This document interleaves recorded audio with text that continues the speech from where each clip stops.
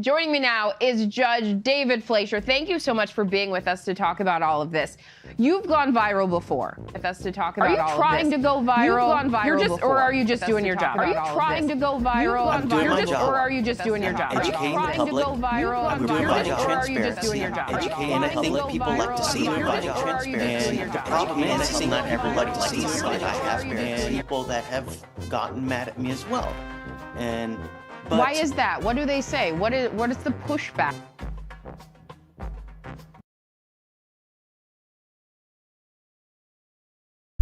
We're just going to pretend whatever just happened right there never happened, and we're just going to start over. Hi, everybody. Welcome to the Fleischer Forum. That was crazy. We're going to try this again. Joining me now is Judge David Fleischer. Thank you so much for being with us to talk about all of this. You've gone viral before. Are you trying to go viral? Or are you just doing your job?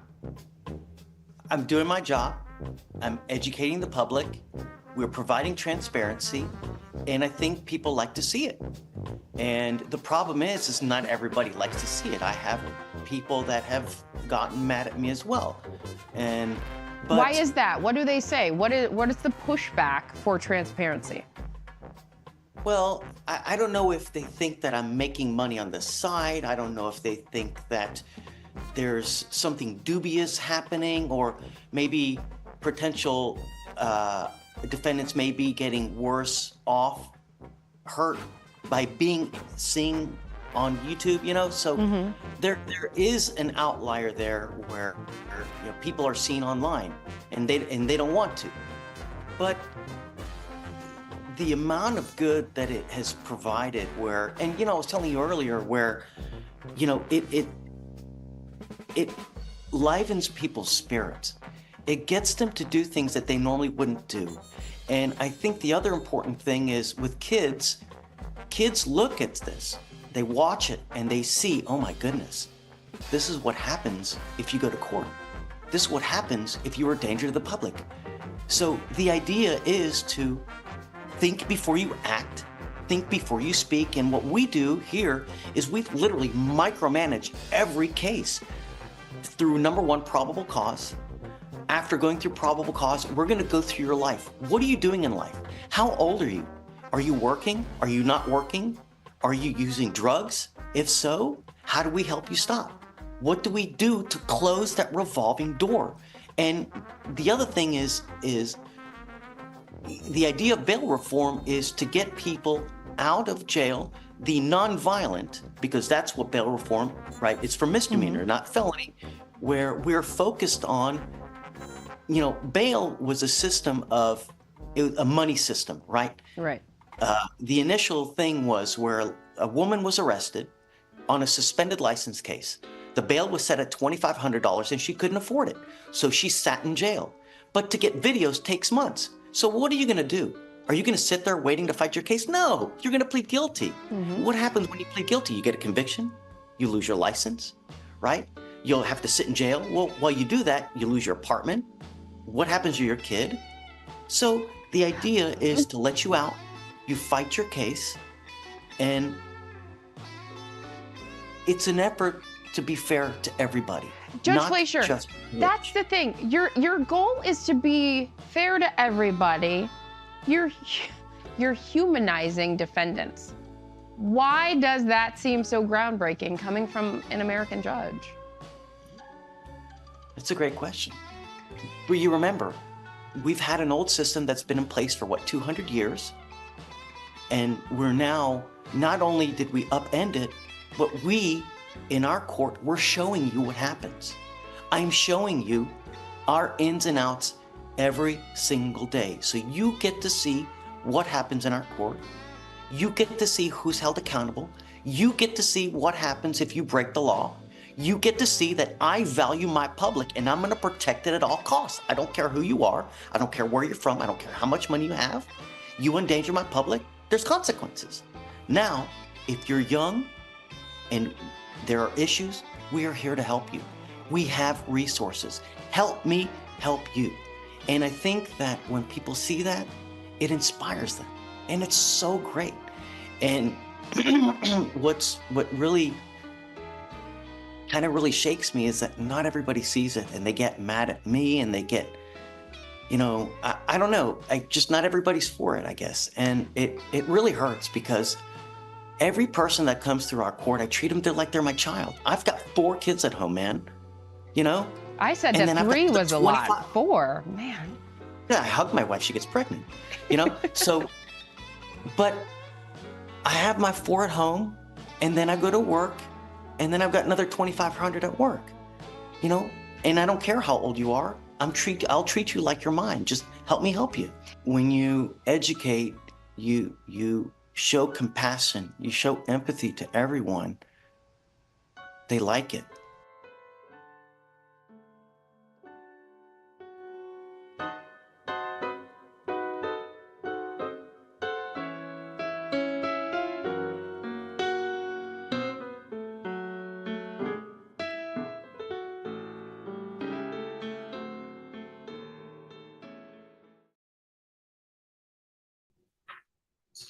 All right, you ready?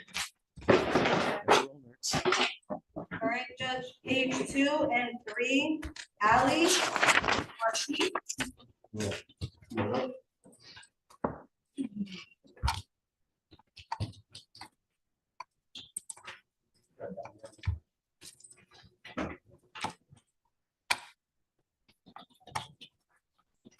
Is it Ally?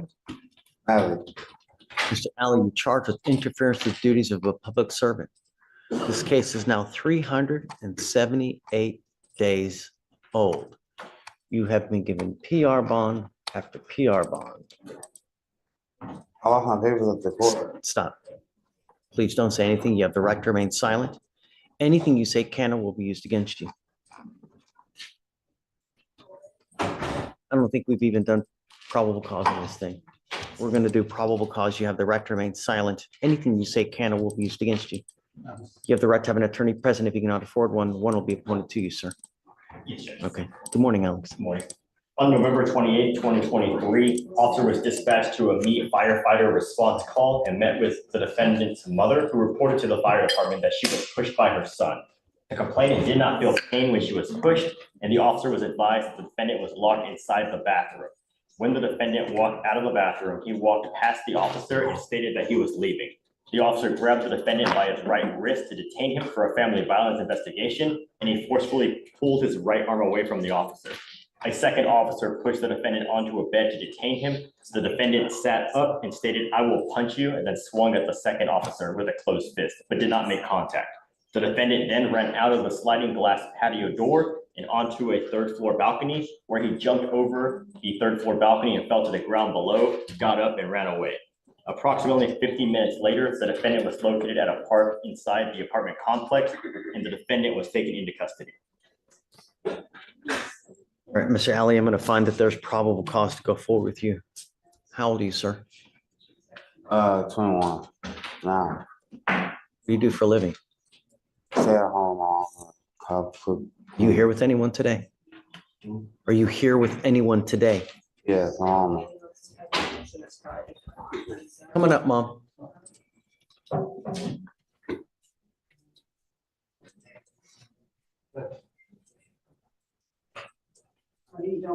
Thank you so much for coming. It's okay. Thank you so much for coming. Tell me what's going on with Mr. Alley. He's intellectual.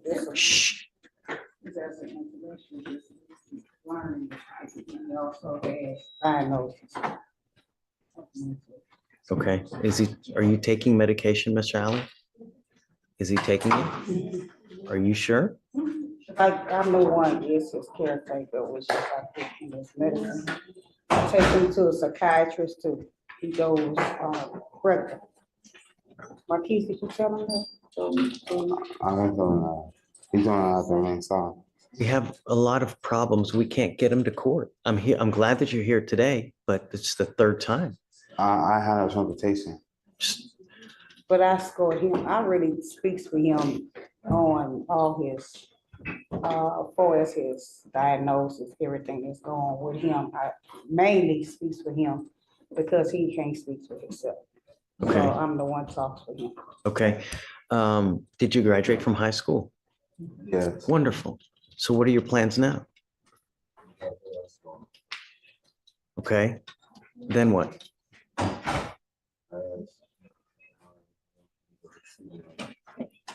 Okay. I'll appoint you guys a lawyer today. The only thing I'm going to ask you, Mr. Ali, don't use marijuana. Don't use illegal drugs. I'd like to send him for a test now to make sure he's not using. So what I'm going to do is I'm going to send him for a drug test right now, and I'm going to have him come back. And then I'm going to have you guys speak with a lawyer, and we'll figure out how to go forward. Right. Do not miss court anymore. Cause he on medication. They be telling him, don't take, cause I be praying he don't, because it affect the medication. I want to know now if he's, Your mental will. I'm sending you for a drug test now, Mr. Ali. I'm telling you, no smoking marijuana. Do you understand? Yeah. If you do, we will have it's okay. All I want you to know is that we're going to work on making you into the best person that you can. But that can't happen if you're smoking marijuana. It's absolutely no. Do you understand? Yeah. I'm going to send you for a drug test now. I want you to come back. If you come back, good things will happen. I promise. We're not here to hurt you. We're only here to help you and have a ton of resources for you. But you got to come back. That's how it works. Okay? All right. So what I'm going to have you do, guys, just hang tight, take a seat. I'm going to have you speak with Fleischer for a moment. We'll send you for a drug test and then come back. Okay? Yeah. I'm sending you for a drug test and then I'm going to have you come back. Okay. Take the test and come back. Do you have any questions? Okay. Mom, if you want to accompany him, that'd be great. Yes, I am. And then we'll just see you back here in maybe like Make sure 30 he minutes. ain't paid, so to see what's going on. Yeah, With him. take care of you. Don't worry, but just come back. We need you to come back, okay? Okay. Okay, all right, please just have a seat, Mr. Allen. All right, Judge, page 2, Alvaron.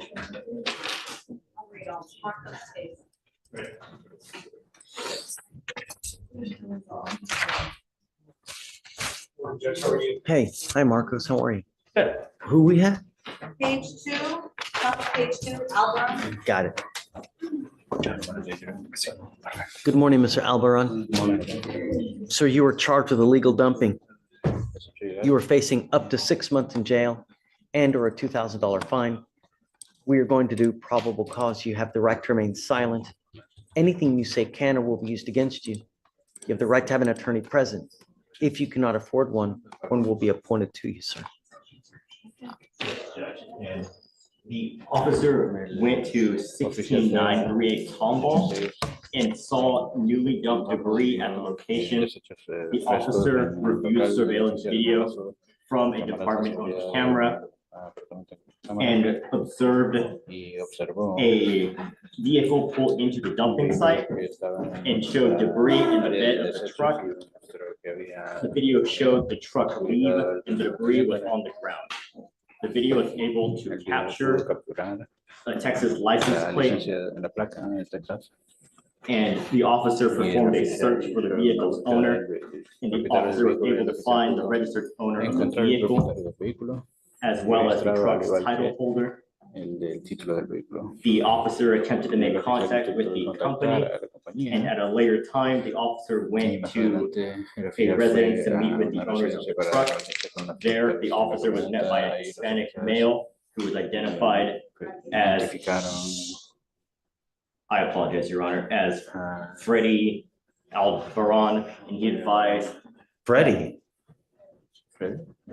Yes, it says. Identified as actually Freddie Antonio Guevara. And this male was advised who the officer was and was shown photos of the truck used. The male was asked if he recognized the truck in the dumping. He did recognize the truck. And he was asked if the truck belonged to the company. He said yes. And he was asked who was driving the truck in question and was shown videos of the dumping to see the driver. And at that point, the male advised the person driving the vehicle is the defendant. The male then advised the defendant was not there at that point. And the officer was able to provide, or the male was able to provide a phone number for the defendant.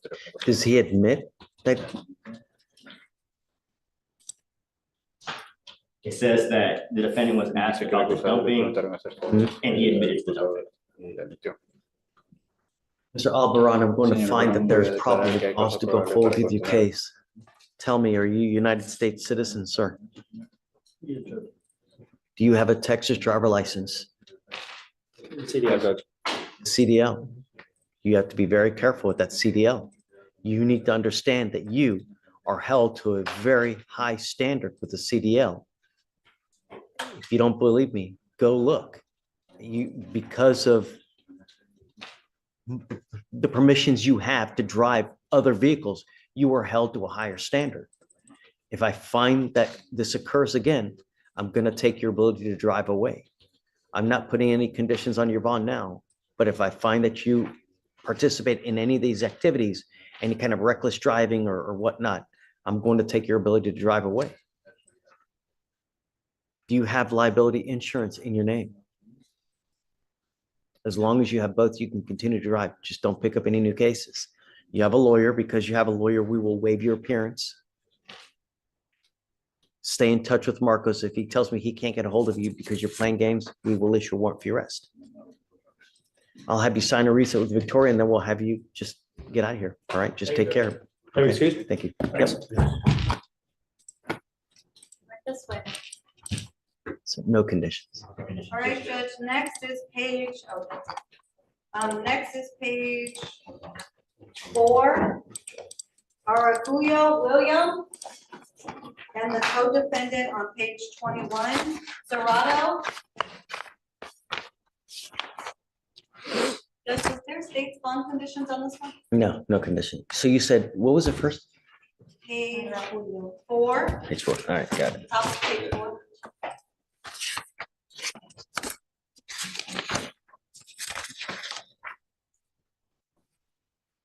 Good morning, guys. Guys, you were both charged with criminal cases. Mr. Araujo, you were charged with public lewdness. You're facing up to a year in jail and or a $4,000 fine. And Ms. Serrato, you were charged with possession of marijuana. You are facing, oh, and also public lewdness. You're facing up to a year in jail on the lewdness, and you're facing up to 6 months in jail on the marijuana. Guys, we're going to do probable cause. You have the right to remain silent. Anything you say can or will be used against you. You have the right to have an attorney present. If you cannot afford one, one will be appointed to you. And on Araujo, he only has a one case, not the also POM, right? Okay, all right. On December 2nd, 2024, officers were on patrol when he observed a vehicle parked on the dead end of the public roadway, and the officer observed 2 adults, the defendant, Serrato, and co-defendant Araujo having intercourse in the backseat of the vehicle. Upon stopping the occupant, the officer observed the co-defendant's genitals being removed from the defendant's lower body as he got off her, as she was laid down in the back seat. The officer also detected a strong odor of marijuana emitting from the interior of the vehicle, and the defendant, Serrato, admitted to just having smoked along with being in possession of marijuana. She advised that all 7.6 grams of marijuana in the vehicle belonged to her, and the co-defendant stated he does not smoke marijuana. Both admitted to having sexual intercourse. Got it. All right, guys, I'm going to find that there's probable cause to go forward with the case. I'm ordering you now as a condition of your bond not to do this again in outside. I mean, great, but not where everybody can see it. Come on. Understand? Sir, All right, guys. How old are you, Mr. Serrato or Mr. Araujo? 30. You're 30. What do you do for a living? Construction. What kind of money do you make a month? Do you have the ability to hire a lawyer? How much money do you make a month?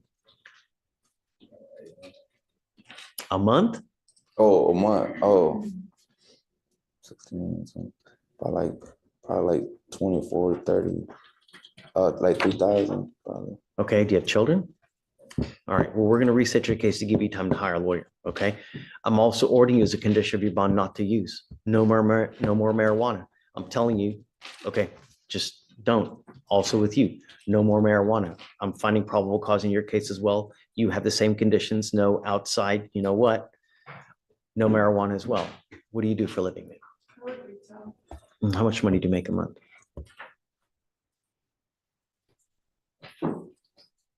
I got those numbers.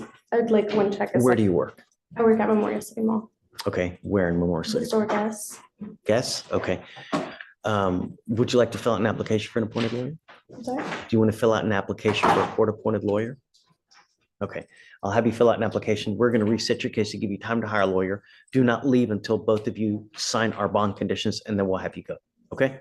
So first, you're going to meet with Victoria. We're going to have you sign a reset, and then we'll have you both take a seat in the jury box, and then we'll excuse you here momentarily, all right? Please. Yes, on both of them, no marijuana, no fornicating out in public. No, you. Okay, ready?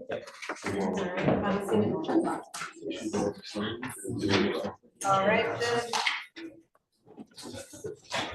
Next is page 4, bottom of page 4.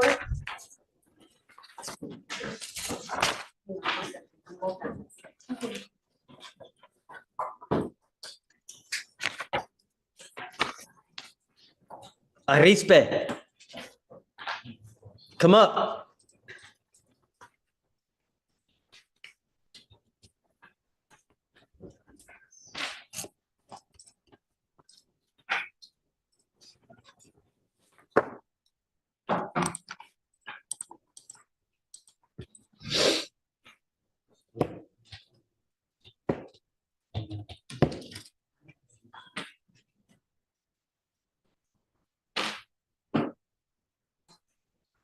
You now have picked up a new case, Mr. Arispe. You now stand charged with terroristic threat or a family or a household member. We are going to do probable cause. You have the right to remain silent. Anything you say can or will be used against you. You have the right to have an attorney present. If you cannot afford one, one will be appointed to you, sir. Officer was dispatched to a residence in response to a family disturbance. The complainant, the defendant's stepmother, stated that the defendant was upset because he was owed money. The defendant told other members of the complainant's family, if they don't have my money by tonight, I'm going to kill them, as well as I'm going to send my people to shoot them up. The defendant also told the complainant directly, if you don't have my money by tonight, you are going to see. A family member of the defendant and complainant stated that he had seen the defendant walking around with a pistol in his pocket. And the complainant knows that the defendant owned several rifles as well. You are on bond for unlawful carrying of a weapon. Did we order him not to have one? Yes, Judge. Regardless, you've picked up a new case. What happens now is I'm going to revoke your bond in the first place and you will stay with me. I will appoint you a lawyer today, Mr. Arispe, so we can talk about how to go forward, but I am ordering you now not to have any contact with these people. Do you understand? And I'm going to tell you, you pick up a third case, I'm going to go bonkers on the bonds. Do you understand? I'm going to do everything in my power to protect this public at all cost. All right, goes with you. Do you mind appointing him? No? Yeah, when we get a lawyer. We'll do it. Who? Oh, Jillian? Okay, I guess when we get Jillian here, then she does. Okay, got it. So, but he still has a PR bond on the first case. Ixnay on the PR bond. All right, Judge, next is page 18. Daniel? So 5,001 on that one. For condition for a restate, no contact, no weapon. Yeah, and then I'm gonna do a protective order here when we get Jillian Yes, Judge. here momentarily. This is the obligatory call and pause. The obligatory call and pause. And now the obligatory call and pause has ended. What page you say? Page 18. All right. Mr. Patlan? Yes, sir. Sir, you're charged with driving while your license is suspended. You're facing up to 6 months in jail and or a $2,000 fine. We are going to do probable cause. You have the right to remain silent. Anything you say can or will be used against you. You have the right to have an attorney present. If you cannot afford one, one will be appointed to you, sir. On December 2nd, 2024, officers were dispatched to a minor accident on the Sam Houston Parkway. Upon arrival, the officer met with both parties of the accident as well as a witness. The witness advised that there were minor disturbances on the scene in which a knife was brandished by the defendant who was parked across the street from the accident. The officer identified the defendant and discovered he had a mandatory suspension on his driver's license for a second DWI. And the defendant advised that he had still been driving for work and had personal business despite having personal knowledge of the suspension. The defendant stated he was driving from San Antonio and was only waiting for his coworker who was involved in the accident. Does he have an open DWI right now? Does not appear so, Your Honor. It appears that the last DWI he had was in 2019 out of Bexar County. Bear. Bear County, yes, Your Honor. Okay. Mr. Patlan, I want you to understand one thing. I'm going to find that there's, so wait a second. Someone saw him driving or did the officer see him driving? Because I didn't. He admitted that he had been driving for work. And he admitted to having personal knowledge of suspension as well. Did anyone see him driving?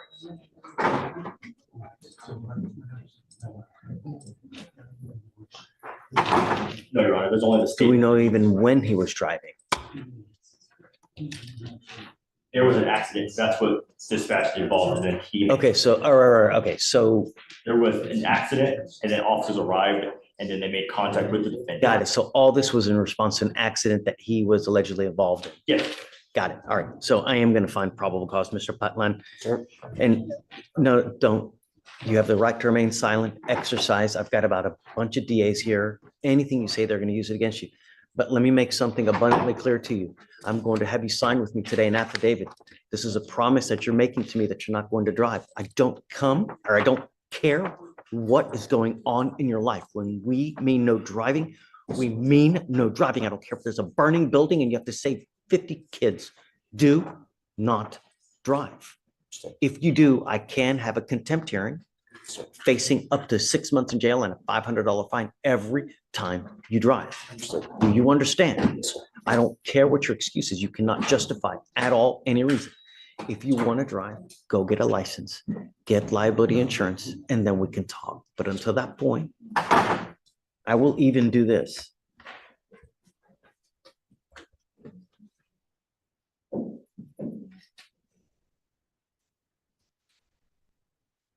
This is the number to the DPS driver's license division.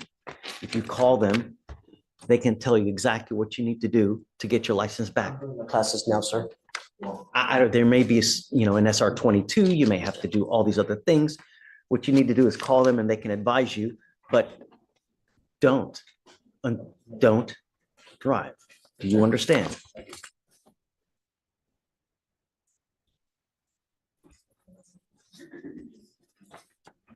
And Your Honor, I do have to make a correction. After reading the full DIMS, the defendant was parked across from the accident. It was his coworker that was involved in the accident. He was parked across, Your Honor. And I do apologize. After reading the complete DIMS, the officer wrote that the defendant was parked across the street from the accident, and he made a statement that he was waiting on his coworker who was in the accident. No one sees him driving. He was just parked across the street. No, no, what? Really? He made the statements that I get it. he was in the vehicle and he made the statements. I took a shower today. No, I mean, you just make a statement. I mean, no, there's no proof. To having knowledge of the suspension, and he was in the vehicle parked across the street. But no one sees him driving? He did make a statement. No. All right, I'm going to find no probable cause. Sir, be careful. I will. We have enough. I understand. All we're asking you to do is follow the law. It's really not hard. Give them a call. They can tell you exactly what you need to do. That's the way we do things, right? All right, sir. Just hang tight for me, okay? Thanks. Judge, that's it for now. Before reset.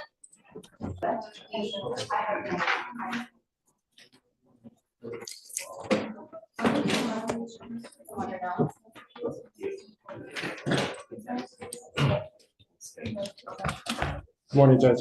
Hi. I just want, the one thing I'll say, I have my client here on video. He can identify himself if necessary. I'm gonna just put my camera on, so.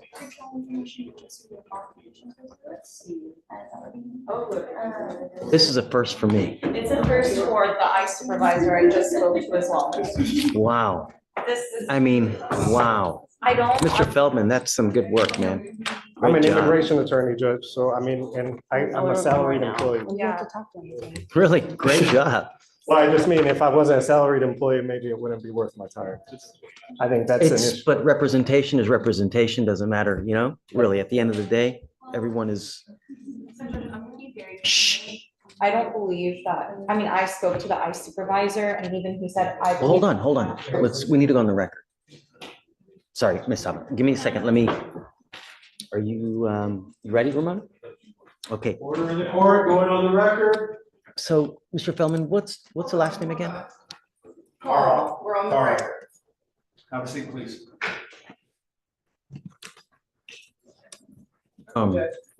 Thank you. What's his name, last name again? This is Cesar Moises Capriel Perez.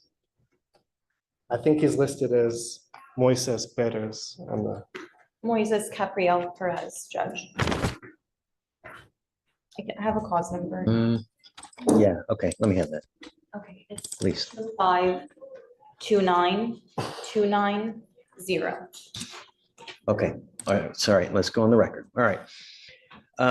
We are on the record. It is cause number 252-9290. Today is December 10th, 2024. It's approximately 9:44 in the morning. Parties, I'd like you to announce yourselves for purposes of the record, please. Beginning with state. ADA Rojette Saba and ADA Kelsey Siegler here for the state.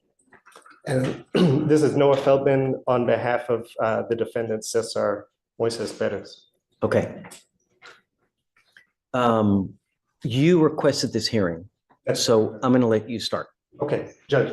Well, before I start, I have 10 exhibits. I sent it to the chief last night, and I believe she forwarded it to Ms. Saba. I moved to admit those exhibits, tender them to the state for any objection. And Your Honor, we would need significant time to look over these because we haven't been able to do so since they were. Yeah, I have 10 exhibits. It's quite a bit. Judge, I get. If I may. The first exhibit is the ICE detainer. It was in Harris County possession. The second exhibit is the magistrate order in which the state requested an $1,000 bond, which my client posted. The third exhibit is basically an ICE form you can get off the internet. It's a stay of removal form that ICE allows people with final orders of removal to apply for stays of removal that allow them to stay in the country for a limited time and limited purpose. So what I just offer this to show that. Is this his or is this just a generic? Generic. Okay. Exhibit 4 is going to be just proof that he's in ICE custody. It's a print off the ICE. That's 4. Exhibit 4. Okay. Exhibit 5 is the bond condition violation report. Exhibit 6 is from the DA portal, just showing the release time from the jail to prove that he was released to ICE. Exhibit 7 is the cash bond that defendant's wife posted. Exhibit 8, to be honest, is unnecessary. Okay. Could withdraw Exhibit 8. Exhibit 9 is a sample order of supervision you can get off the internet. It's just standard ICE form. And Exhibit 10 are this court's procedures that are available on its website about failure to appear and non-appearance. Those are the 10 exhibits. So for purposes of the defendant, so record, I want to make it clear that Mr. Feldman has his computer and it looks like I can see the defendant there and it looks like he can look at us as well, but there's no translator. So does he understand what's going on? That is correct, Judge. I do not believe he understands what is going on. So now state, how do you respond to the exhibits? Judge, I did not get these exhibits until my chief forwarded them to me while I was in docket earlier this morning. I'm gonna need time to review these. I'm not an immigration attorney, so I'm unfamiliar with these documents. I would ask for at least a day if you don't want to roll it to tomorrow, just like an hour or so, so I can read through it. Sure, of course. And that's And we did speak, or I spoke to the ICE supervisor, judge, the one handling his ICE case. His name is Jeff Hudson. I relayed defense's requests for an order of supervision, and the officer said, he declined the request. He said that there would be no way that they would release defendant, given that he is a flight risk, and his assault charge makes him a community risk as well. He also advised that the defendant has been deported before. He advised that the only way to get the defendant over to this court is if you issue a bench warrant, and then they would review that warrant and decide whether or not they would transport him over here, which is what I advised defense before. He also said that we can try to work out the possibility of the defendant giving a virtual plea, but in terms of them releasing him. But we need a thumbprint.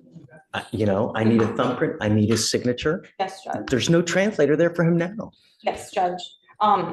He also did say that the officer did also tell me respectfully that we don't really have jurisdiction to litigate this immigration issue. Sure. What you want is you do not want me to revoke his bond. That is correct, Judge. You want me essentially to hold this case open. He's going to get deported, right? That is my understanding. Essentially, what you want me to do is you want me to hold this case open indefinitely. Judge, if I may. Okay. Look, to me, for this court to revoke its bond based on these circumstances, I'd like to constitutionalize the objection. I think it would be, a violation of equal protection, procedural due process. I think it'd be a violation of Section 11 of the Texas Constitution, which say that all prisoners shall be bailable. Section 13, which say that excessive bail shall not be required. Section 19, which says that no citizen of this state, I don't think they mean US citizen, shall be deprived of liberty, which this would be doing by revoking his bond, without due course of the law of the land. Now, the Texas Code of Criminal Procedure is very clear. When a defendant has once given bail for his appearance, he shall not be required to give another bond. That's 17.09 paren 2. This defendant, all he has done is posted the bond that the state requested, which is in Exhibit 2, which back after the ICE hold, the state requests a $1,000 bond for the defendant. Defendant posted the bond and without any volition on his own gets taken into ICE custody. I think you would agree with me, Judge. The state has the burden to prove a bond violation. There is a bond violation report. I think we should all agree there's been no bond violation because he had no ability to get an ignition interlock. He had no ability to report to pretrial. So the only exception to this one bond are the following. If the bond's defective, there's no defective in the bond. If the bond is excessive, nobody's arguing the $1,000 bond was excessive. If the bond is insufficient in amount, which is very broad, but I want to make clear that there is no amount of bond, as Ms. Saba just said, that can guarantee that my client can attend court. There's no amount. We could set him at $1 million bond. So I don't think insufficient in amount is correct. The only other catch-all is good and sufficient cause. Now, I did some case law research on good and sufficient cause, and these are new or changed circumstances from which the court can conclude that some cause exists for revoking a bond and setting a different bond. Now, as I said, the only bond that this court could set that would guarantee my client comes to court would be a bond that is impossible for him to post, right? Because any postable bond, he would have no control in getting to court. Now, ICE, if I may, Judge, I understand what Ms. Saba relayed that the ICE officer said, but I can tell you that 8 CFR section 241.5 allows ICE to release anyone on an order of supervision if they're subject to a final order of removal. If you look at Exhibit 1, the ICE detainer, it says that if you need this subject to remain in the United States for law enforcement purposes, you can call this number at 936-520-588. Oh, sorry, that's the wrong number. 872-6020. And ICE can consider whether the law enforcement purposes are serious enough to keep the person in the country. Now, I think it would be punitive to take away $1,000 from somebody who posted a bond that this court affirmed, that the state requested, and say, I'm taking away your $1,000 because of actions completely out of your control, actions that are being taken by a third party. So if I bench warrant him back here, then nothing will happen to that then, right? A bench warrant is a revocation of bond. Because if you bench warrant him, basically you're asking the sheriff to go get him, or you're asking ICE to bring him. ICE has already told Ms. Saba, we're not bringing him. The sheriff, if they go recover him. No, they haven't said they said they were going to think about it, that they were going to look at it. They didn't say that they weren't going to. Well, then let me clarify, Judge. If you want to bench warrant and be clear in that bench warrant that this is not a revocation of bond, I have no objection to that bench warrant. It's my opinion. You had an objection last time to the bench warrant. I have thought about it some more, Judge. If you bench warrant him, but there's no revocation of bond, I have no objection. Well, then we're all happy. But Are you happy with that? Yes, Judge, I'm Great. fully deferring to you. Let's do it. then let me say one more thing, Judge. I would request that on that bench warrant, it be clear this is not a revocation of bond. And let me tell you what. Go ahead. Because if you issue a bench warrant and there's no revocation of bond, the sheriff's office is not going to recover the body, because upon recovery of the body, they're going to have to release the body. And ICE could always, while he's in ICE custody, bring him, respect the court's bench warrant and bring him to the courthouse. I mean, I think he'd be in civil detention the whole time. I don't think they can put him back there. Sure But they can. They can. I don't think they can. Every make time we someone bench warrant them, they go right back over there. because they're in county custody by that point. But what I'm saying is ICE can keep him in their custody, which is civil administrative detention, and bring him to court if they so choose. Now, Try. they We'll can try. They You can know? try to do that, but I would just please ask this court, because I've seen it on I numerous won't revoke occasions. it now, but let me ask you this. Yes, You sir. know, I'm supposed to be fair. Yes, Judge. I can't show favoritism, right? Of course, Judge. If I were to essentially, if he gets deported and I never revoke his bond, where have you ever heard that happening before? Doesn't that show favoritism toward you? How would that show favoritism? Because I'm doing something and I'm allowing your client to remain on bond for eternity when I've never done that with anyone else. Essentially, he's on bond for DWI. He doesn't have to comply with any conditions, no matter where he is, whether he's in Abu Dhabi, whether he's in Africa, whether he's in Mexico, whether he's in Guadalajara. He's supposed to not consume alcohol. He's supposed to be monitored. He's supposed to have an interlock. And thereby, I'm saying, okay, here, look, you don't have to do any of these conditions. Everybody else does, but not you, Mr. Moises Perez. disagree, You Judge. are so. I disagree, Judge, and here's why. The state of Texas works very closely with the Department of Homeland Security. The state of Texas, if they want to continue him on bond, which is their choice, because they want to continue the prosecution, they don't want to dismiss and refile, they can always put in a request that he be paroled back into the country for the prosecution, subject to the bond conditions. If you don't think that my client wants to remain in the country and follow your conditions, you are incorrect. We requested release from ICE. We requested that he be able to follow the court's conditions and abide by every single thing you put in that order. You're apples and oranges. No, the point is that he's allowed to remain free on a DWI. Everyone else in our court has to follow a certain set of conditions, yet he's not going to have to follow those. He should have to follow them. And Judge, There's just no supervision. If there's proof How of can him. drug test him?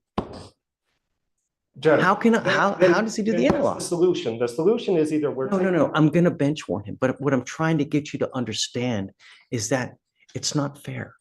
I have to be fair to the state and I have to be fair to you.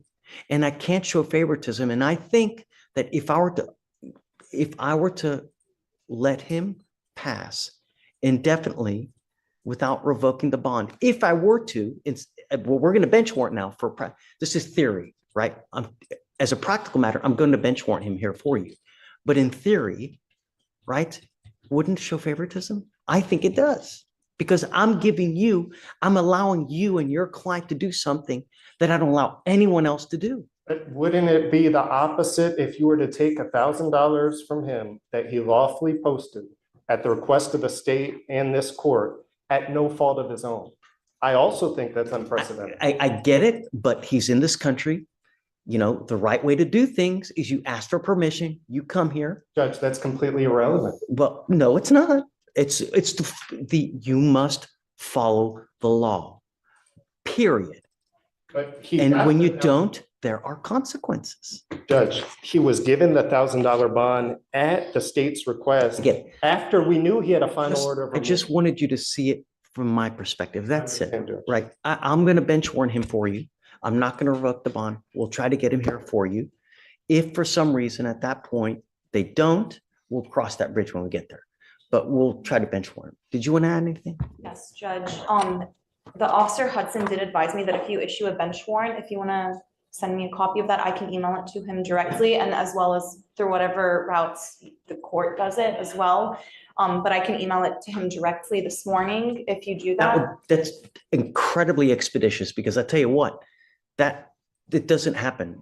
You know what I mean? And it's literally when we issue a bench warrant, it takes a while to get to the appropriate person. It takes forever for them to think. It takes 3 months to bench warrant. Judge, So this is really just to be clear, expeditious. I provided all the information, contact information for the ICE officers. Judge, Great. actually, So that helps, Mr. Feldman, you know? Judge, just to clarify, the officer that defense tried getting me in touch with was not in charge of this case. Upon sending a message to that officer, he connected me to the supervising officer for this case. Good job That's a different- to both of you guys. You both did good. The I would just idea, ask to be CC'd on all communications. sure, of course. Yes, Everything's transparent here. No one hides anything. And I mean, I don't do the bench warrant. Usually Victoria does it, so I don't know the protocol to it. But there's that, clarification. so I guess when you send it via email, just if you don't mind CCing him. Yes, sir. We always CC. Yes, So, sir. of course, yeah. Judge. You're happy with that? Yes, Judge, as long as there's no Is happy revocation. too? Yes, Judge. Wonderful. Thank you, Thank you, sir. Judge. Makes it for such a great, Thank you. I appreciate it, Judge. off the record. Thank you, Judge. Good job. Way to be tenacious.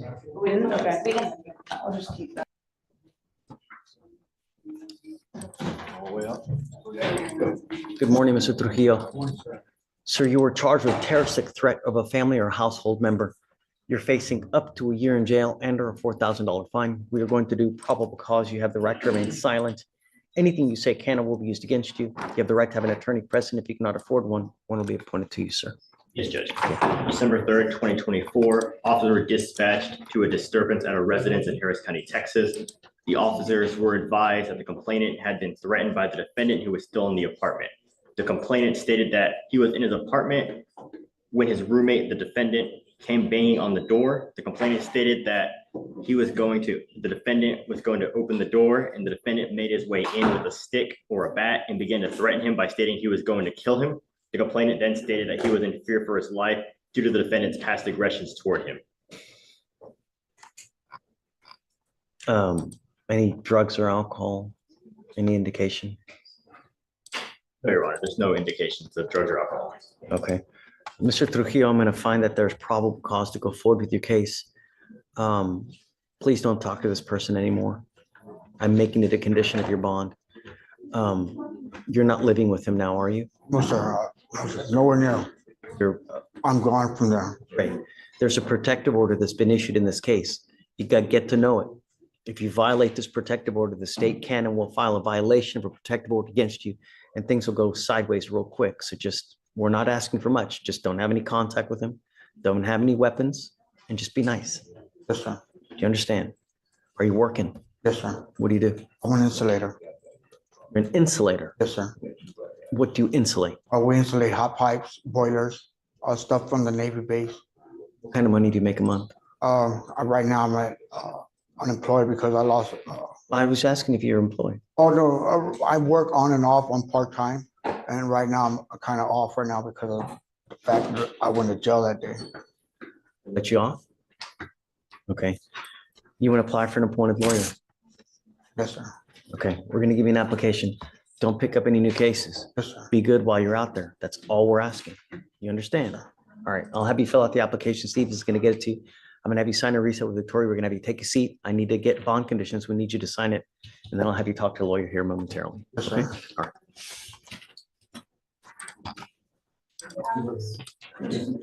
I believe so.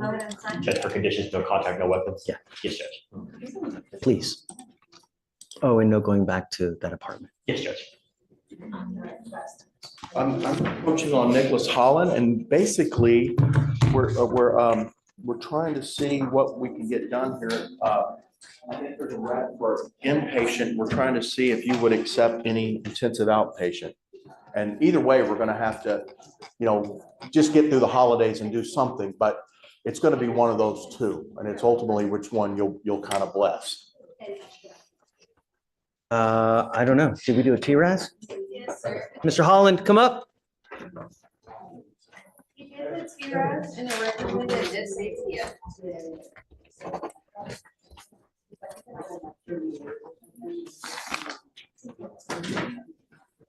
This is why we do this beforehand. You know what I mean?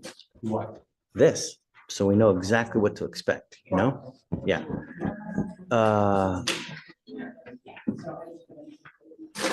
I don't know, Tad, why? I mean, we have you evaluated by clinicians for a reason.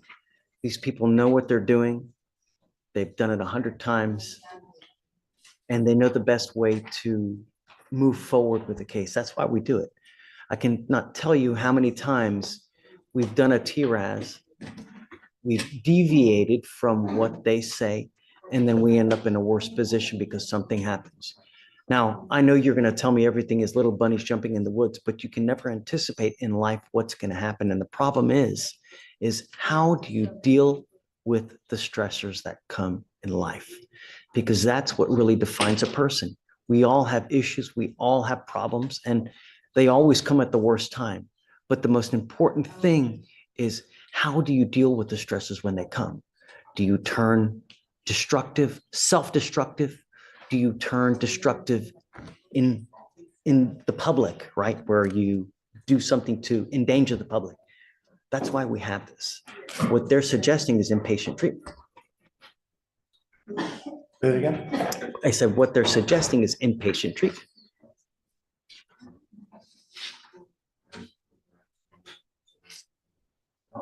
Because you do have a job and you. Yes, sir. You have been working at this job for a while. Yes, sir, for like a year and a half. Right, you've been very successful at this job. Yes, sir. I'm a supervisor. Okay, and that's what I'm saying. You, even before we've done these things, you're already starting to turn things around. Yes, sir. And that's the kind of stuff, tell the judge how you've been turning things around. He needs to hear something to make him think that maybe, at least make him consider, outpatient rather than inpatient. Tell him, how your life has changed in the last year and a half. Okay. Well, after I got the scram bracelet that you put on me, I knew that I knew it was like over with the games, the BS and all that stuff. And I just had to do right and do what I'm supposed to do. And I started just doing better at work because I wasn't drinking alcohol no more. Started doing better at work. They moved me up to a supervisor. That's wonderful. Started letting me manage money, invoices and stuff like that. And I just stopped hanging around the crowd of people that I was hanging around that go out and drink and party a lot. And I've just kind of been staying home or hanging out with my mom more. And my mom used to tell me, dime con quien andas y yo te digo quién eres. It means, tell me who you hang out with, yes, sir. And I'll tell you who you are.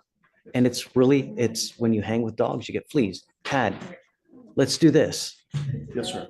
Let me send him for a drug and alcohol test right now. Let's see. If he's clean, I'll acquiesce. But I'm going to tell you now, one problem, because I don't know, I'm not agreeing to this, but I will tell you that if we do go forward with this intensive outpatient treatment and you muck up, get ready, because I don't play. That's fair, So right? Yes, sir. let's send him. I'm going to send him now for a drug and alcohol test. If he's clean, I'm with you. But Thank you enough. That's more than fair. okay. More All than right. fair. All right. So It'll be clean, let's right? do this, Tad. I know you will. I'll be able to. Let me see if I have your cell phone so I can tell you when he comes back. Let me see. Okay, and I don't have, do you mind? Here, give me your cell phone real quick and then just hang tight. We're gonna send you and then just come right back and then I'll text him and then we'll do everything. Where do you want me to go to the jury box? No, you can just sit out there. Sure, of course. This is your cell phone? yes. Okay, I'll text you when he comes back. And then whatever we're gonna do, we'll reset it. and do it. No, we'll do it today. Oh, but if you're sitting the inpatient, can we get through the holiday? I'm not gonna agree. I don't know. Let's see first how he does. Okay, well. So let's just see. All right. I'll text you, Kat. Hi. Good morning. Okay, I got a couple. All right, Mr. Arizpe. So I was told he was in the back. We picked up a new case. Yeah, but he was in jail yesterday. So he posted bail. I guess he posted bail on the new case, Oh, okay. but And I didn't do anything on the old case. Okay. So I'm going to, because not only is he picks up a terrorist, but he has got a gun, allegedly. I assume that he posted new bails on both of them. Okay. Um, It was weird because yesterday he was still in jail because he was waiting for an ankle monitor. If for some reason he's unable to come back and we can talk after a couple of days, you know, but I want him to know that we mean business, right? But Okay. if he's unable to, we can talk in a bit. And what's the new bail set at? 5,001. 5,000, okay. And then I have Joshua Jones, who's in custody. Okay. This was the client who was on PTI. You set his bonds at 25,000. We set it to yesterday for it to be lowered, and then Judge Salgado lowered him. I'm okay with the 10. We'll leave it at that. I was gonna ask, are you willing to go lower than 10? No? Okay, I'll let his family know. Yeah. No. And he's got 2 open DWIs. He's got a gun. You know, it's just, That's it for now, but I'll be back. okay, thanks. Carl, you ready? Yes, you are. Who do we have here? Bolton. Coleman? Bolton, Bolton. Colton. Bolton. Bolton. B as in boy. Good morning, Mr. Bolden. Sir, you're charged with criminal trespass. You're facing up to 6 months in jail and or a $2,000 fine. You guys have worked out an agreement. They're offering you 3 days in jail, credit for the 7 days that you've already done. Is this what you want to do, sir? Yes. Yes, sir. Yes, sir. You understand that you're pleading guilty, right? Yes. You understand it's going to go on your record, right? Yes, sir. You need to understand from now on, you are facing a minimum of 30 days in jail for any new cases that you pick up. You understand? Yes, sir. You give up a lot of rights by entering into this agreement. You give up the right to a trial, right to compel witnesses to testify on your behalf, confront and cross-examine your accusers.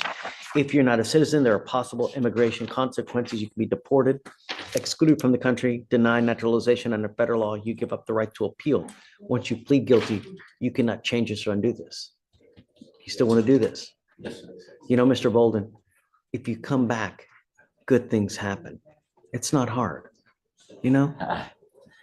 Just don't say anything now. For future reference, when you come to court, good things happen. Everybody works here is amazing. You know what I'm saying? Planning to appear. Yes. Come back. Good things will happen for you. Yeah. How do you plead to the offense of criminal trespass? Guilty or not guilty? Guilty. I'll find you guilty. I will follow the agreement. I'm going to roll your court costs so you won't owe anything. Good luck to you, sir. Okay, All thank right. you. Thanks, Carl. Mr. Bolton. Sure. Jillian. Okay. So he has a concern, which I share. He made bail last week before this bond was revoked, maybe Thursday or Friday. They did not release him because he was waiting on an ankle monitor. I assume the court. I didn't do that. That must have been the magistrate. Oh, okay. The magistrate probably said, hey, I want an ankle monitor on him. I've already handled that. I told them that in the event that he takes, sometimes they don't take it off when they're taken in, to go to 49 to have it. What? No. They Bond kept him an again. extra couple days in custody because I guess they were waiting to put him, but that was the magistrate. I didn't order that. Okay, so if he makes bail now, Just seen that before now. yeah, same, me neither. So if he makes bail now, that he doesn't. Well, I'm gonna order, I don't want him to go back to the house. So does he need to, can he come back the next day for the ankle monitor, or does he have to wait in jail for the ankle monitor? He's scared that he's gonna have to wait in jail for an ankle monitor again, so he's like, I don't even know if I should post bail, if they're gonna let me out. Am I gonna get this ankle monitor? Judge, you do want the ankle monitor? Because originally they were just state conditions with the no contact. Yeah, I mean, if you want, I'll just leave it as is, but he's gonna have to come back for bond conditions, right? Yes, he can come back from bond conditions. So He just let him know the day he gets out, he's got to come back the next business day. Okay, Here to- and that's exactly what happened yesterday. I told him, look, if you get out tonight, because I think I talked about it with your clerk and she confirmed that he should be getting out tonight, to come back the next day. And that's what Does he know for sure he's gonna get bonded out? he's just asking questions, so Okay. I think he will. Hey, but he's got to Okay. come back the next business day. Okay, thank you, Judge.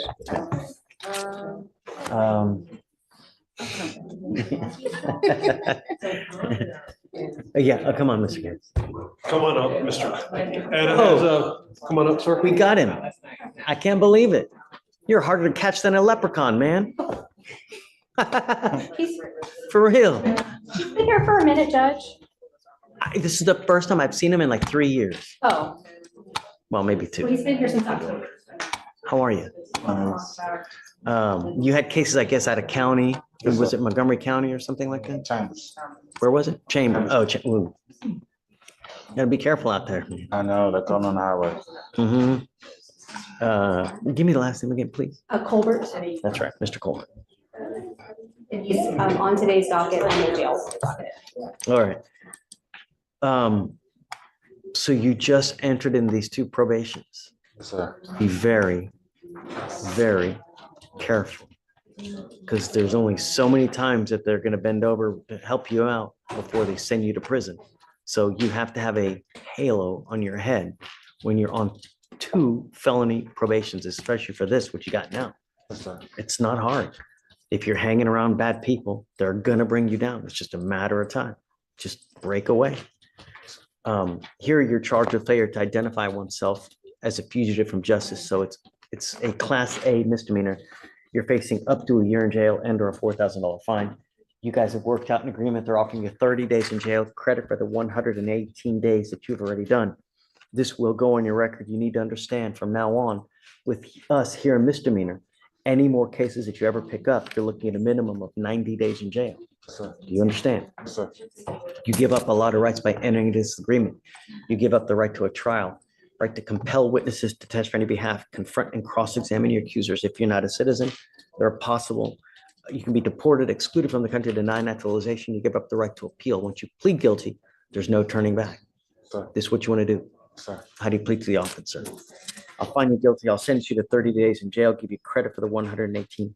If it's enhanced, abandoned, please. Good luck. Just follow the rules. And if you ever have any problems, go back to the court. You're in a friendly court. They'll help you out. No issues ever. Understand? Yes, sir. Mr. Coleman. Thank you. Thank you. May we be excused? Yes, ma'am. All right, Mr. Harris. How are you? I think your cohort is gonna take over. We're gonna talk about the Lane case. And Judge, good morning. I'm here on the Lane cases, and he's on your jail document. Okay. Page 39, Your Honor. Thanks. And this is the gentleman that we had do a T-RAS evaluation. Okay. That T-RAS came back.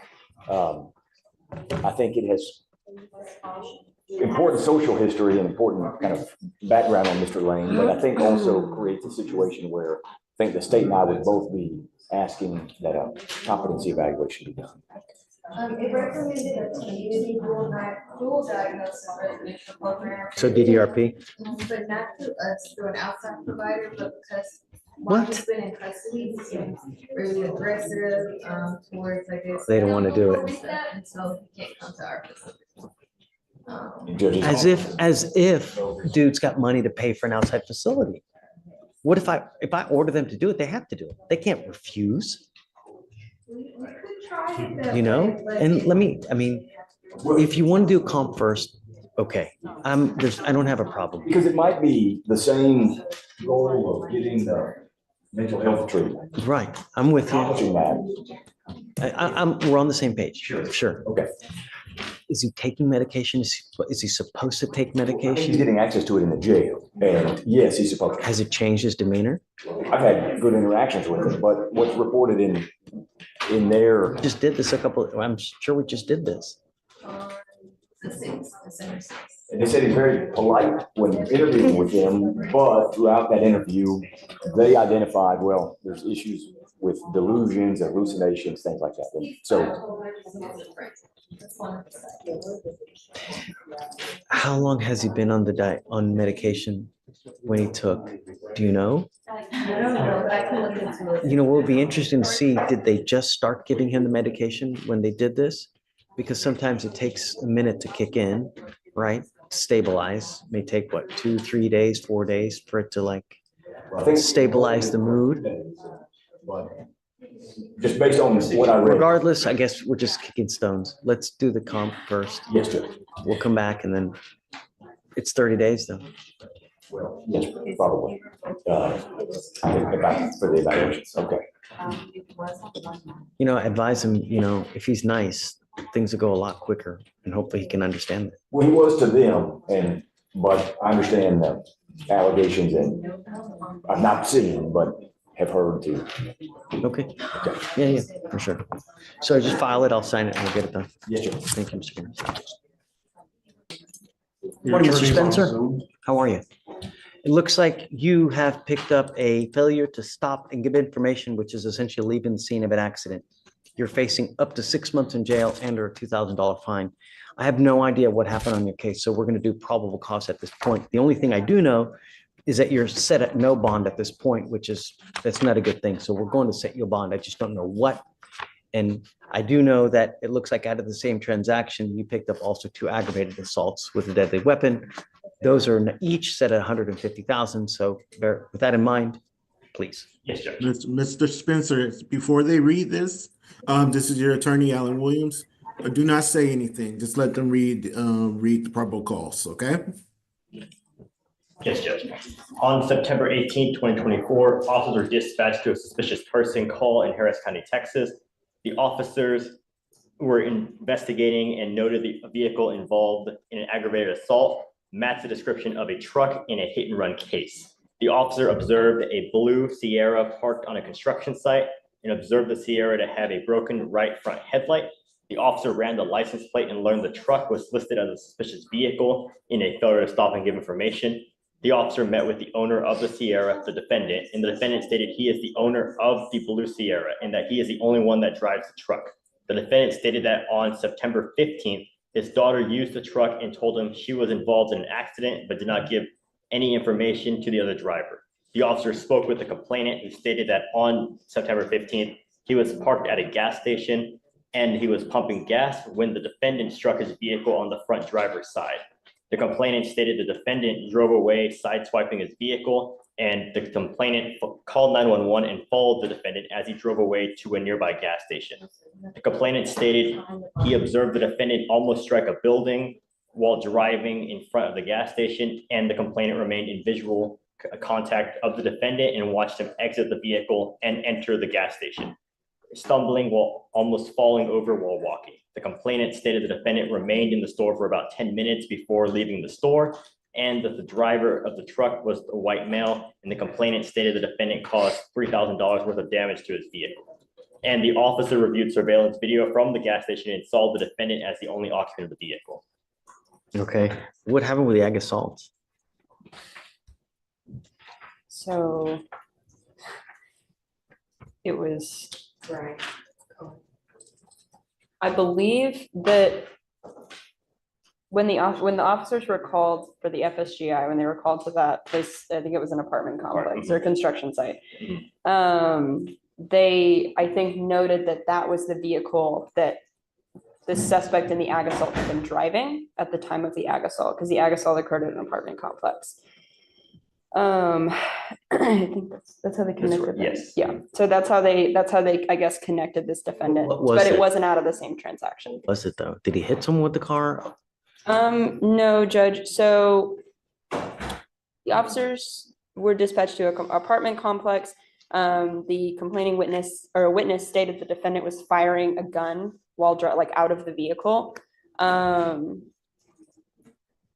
Officer spoke with the complaining witness, age 13, who states that he was walking with friends and observed a Hispanic male sitting in a truck parked on the street, arguing with a black male inside the apartment complex in the gated area in Harris County, Texas. Complaining witness stated he observed the male in the truck pull a handgun and start shooting in his general vicinity. The complaining witness was struck in the knee, requiring medical treatment. I believe a different complaining witness states that he and his friends were near the pool area of the apartment complex and heard gunshots and started running and realized that I guess their friend had been shot in the foot. But yes. Okay. Do you guys have a recommendation as to a bond? We're gonna ask the bond be set at $10,000, Judge. Did you hear that, Alan? Yeah, yes, Your Honor. Given the circumstances, that would be a good one. You're in agreement then? Yes, Your Honor. He's currently on a parole hold as well. And his current bond at the felony level is, I think, set at $150,000. Right. So there is a parole hold. So I guess this doesn't. I was going to do a no driving affidavit, but I mean, don't drive. You know, there are happy drivers, and then there are people who are not happy drivers. Right? Just don't drive, please. All right. We'll set your bond at, Mr. Spencer, I'll set your bond at 10,000. If you bond out, you must come here. Well, I guess you can't bond out. He's got a blue warrant, right? You know, what's he on parole for? Do you know? NCIC. Yeah, Judge, sorry. There's a little bit of criminal history. Aggravated robbery for you. Okay. Thanks. But just don't, you know, I don't know what's going to happen, but if you do somehow get out, please come back here for the next business day for bond conditions. But as a condition of your bond, I'm ordering you not to drive now, regardless. Yeah. Okay. So what we'll do is I guess we'll wait it out to see what happens upstairs. We'll just keep this rolling with that. And at some point, something will happen and then, you know, but yeah. All right. Good luck, Mr. Spencer. All right. Thanks. Thank you, Your Honor. Also, I want to so hold on, let's get you a date. The felony is set for 1/8. You want to do the next day? Yes, Your Honor. That'd be great. Okay. All right. Good luck, Mr. Spencer. Thank you, Your Honor. You requested the 21st. Oh, yeah, of course. If that's, you want the 21st or do you want the next day? Whatever you want, Alan. The next date would be fine. What day? Yeah, that's the 9th, 1/9. It's a Thursday. 1/9? 1/9, yeah. Thank you, Your Honor. Appreciate it. Sure, and thank you, Alan.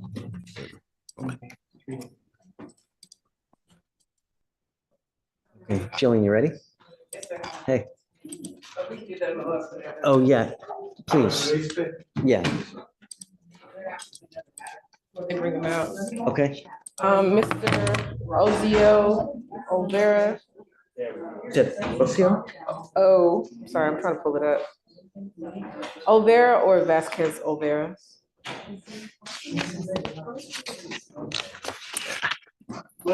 Yeah, okay. So his, the misdemeanor is the, Oh, he's not here, is he? he's here, he's back That's there. him. He told me that he hired counsel last week, so he's waiting on him to come in and sign on. Mr. Olvera, come up. Or no, just hold on a second. Hold on, Mr. Olvera. Let's do this. Mr. Arispe, I forgot to do something while you were here earlier. And I essentially also wanted to wait for your lawyer to get here. You're on your terroristic threat. I'm entering in what's called a magistrate's order for emergency protection. What that is a court order that identifies Ms. Hernandez Martinez as a protected individual. You cannot commit family violence or an assault against this person. Commit an act in furtherance of an offense under section 42.072 of the Texas Penal Code, which is the stalking statute. You cannot threaten, harass, use another person to communicate a threat or harassing behavior. You cannot be in possession of a weapon or go within 200 feet of the Muskegon Street house. Do you understand? Yes, sir. There's also two other. The only thing I want you to understand is you have not complied with bond conditions. You now, bless you, you now have an order for protection. If you violate this one, The state can and will file a violation protective order, and it's the capital murder of misdemeanors. It's one of the worst cases that you can pick up. It's so bad that if you violate conditions on a VPO, I can have a hearing to hold you at zero bond until these cases are over with. Do you understand? Yes, Your Honor. Heed this warning. You won't get another. Okay? We'll just have you sign it and then we'll put you back.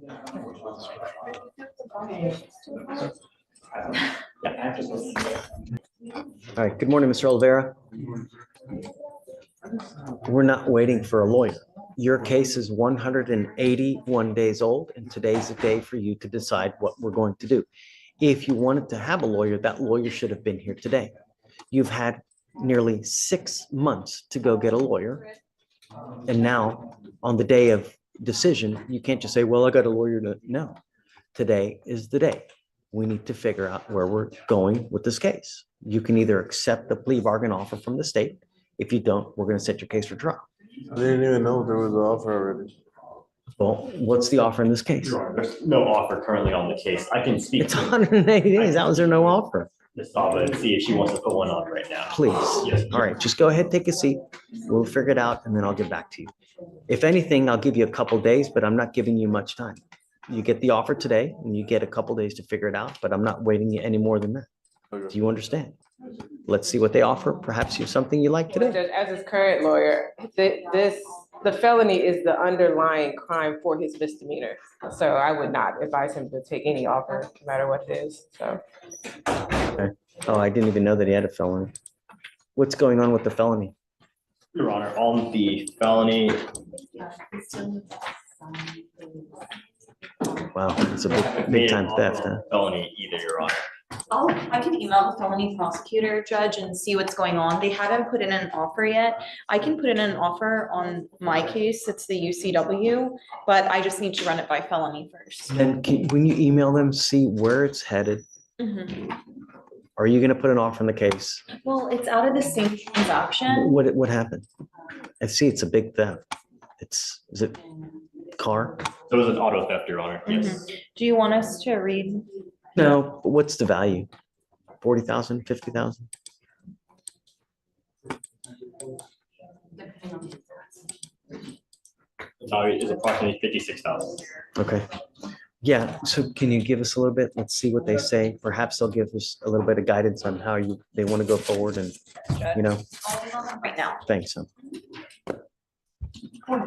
Hey. I've got a case from a month or two ago. He bonded out and needs bond conditions. You mind bringing them up? Mr. Bledsoe.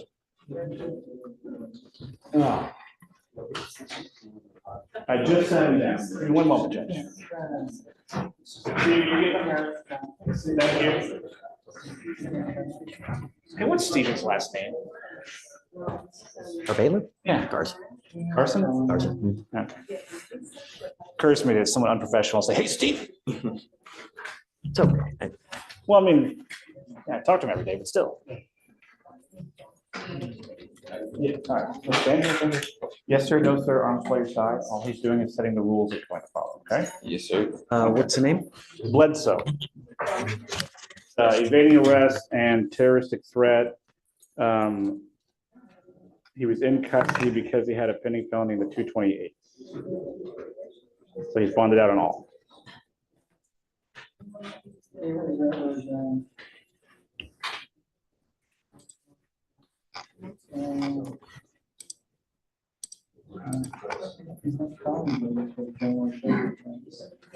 The evading, I think, is 12 yards per the officer.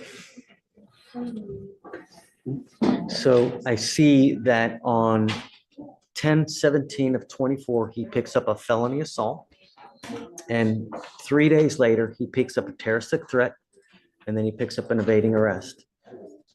And they give him PR bonds on these cases? Is that what happened? And He bonded out since his last setting. I didn't check to see if there were PRs or not, Judge. I know that he had to pay money in felony court. Yeah, it's just, I'm not down with PR bonds on this. I mean, he picks up 2 new cases if it's the same. Well, hold on a second. Let's not get ahead of ourselves. You've now picked up 2 new cases. You picked up a terroristic threat. You picked up an evading arrest. I will say our cases are the new cases. So I wouldn't call them Alright. new, they're just cases. Well, he picked up the felony and then afterwards he picked up these two misdemeanors. I don't understand why he's coming here in December when he got a bond in October. How on earth is it? He was in custody, I think, on the felony. Oh, I see. Okay, and then he bonded out of the, right, okay. Yeah.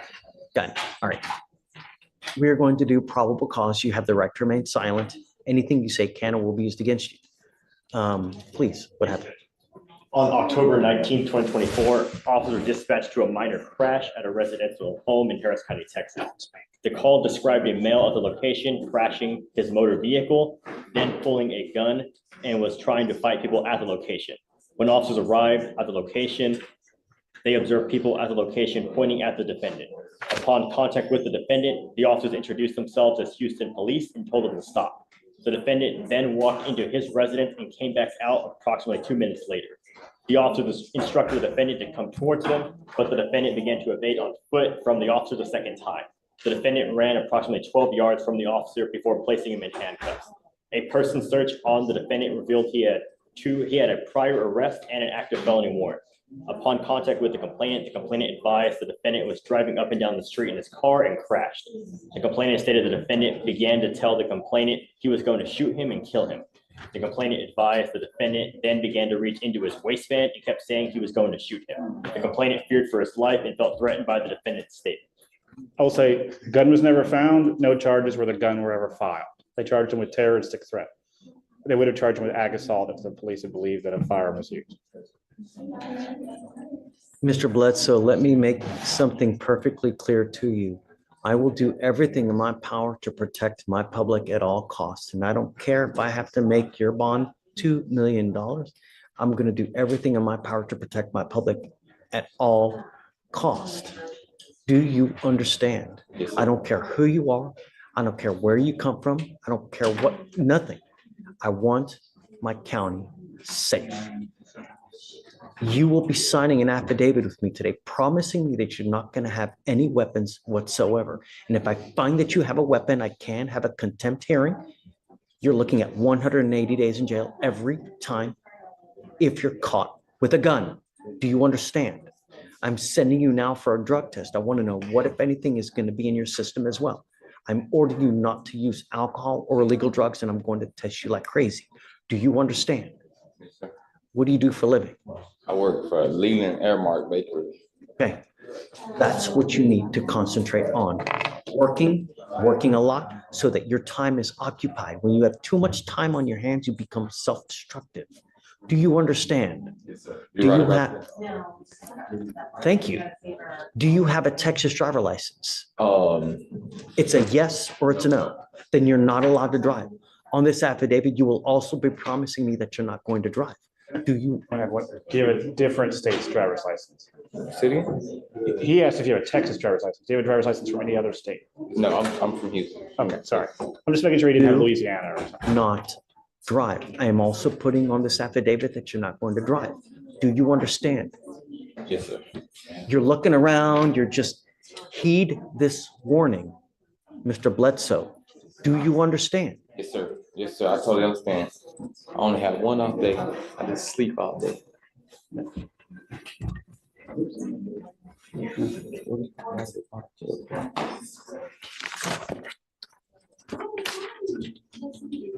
Did I hear him say that he had an objection?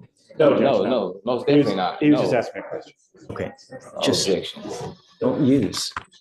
Stay out of trouble. You're in enough hot water as it is. You know, the thing is, Mr. Bledsoe, is that a lot of people make very, very poor choices when they're out there in life. And sometimes that choice makes it to where you will live the next 40 years in a 6x9 box. And I'm going to tell you now, I've read have you been to prison before? Nope. I've read, I want you to hear me. I've read stuff about what happens in prisons, and it had me in tears. It was as bad as could possibly, if you think of your worst nightmare, it's worse in our Texas prisons. They don't give a rat's behind about you, and you will be passed around like a proverbial doll. It's awful. Believe me, it's not worth it. Don't have a gun. Yes, sir. All right. Thank you, Judge. All right. Judge, did you want the contact I'm referring from as well? Yeah.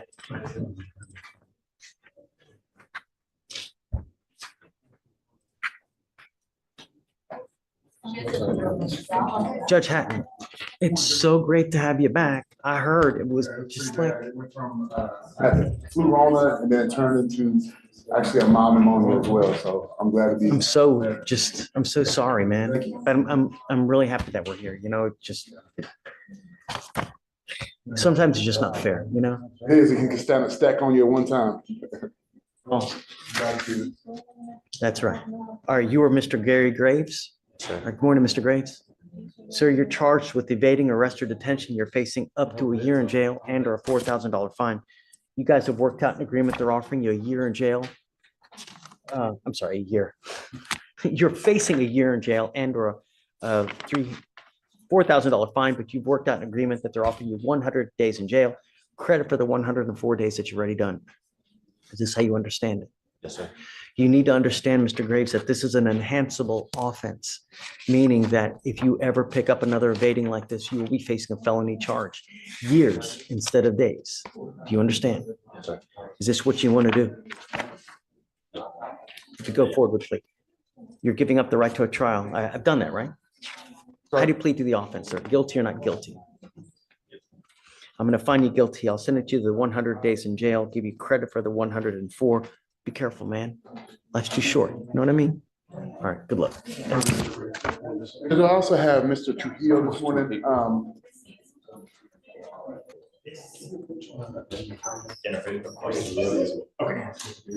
Judge, you have a second? Of course. I'm here to deliver a letter to you from one Daniel Frazier. He gave me this yesterday. I thought that you should have it. He told me I could read it, so I did.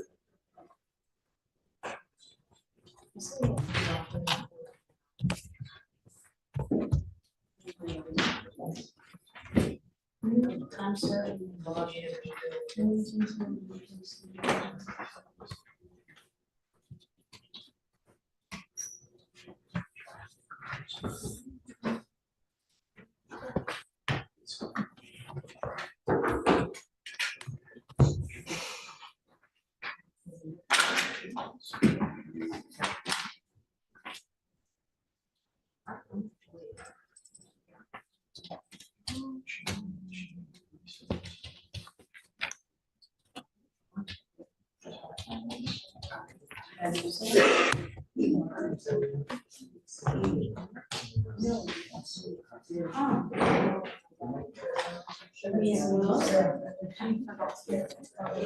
He still has an open warrant, right?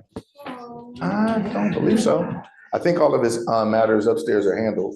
Look, hold on, because I want to say, I thought he.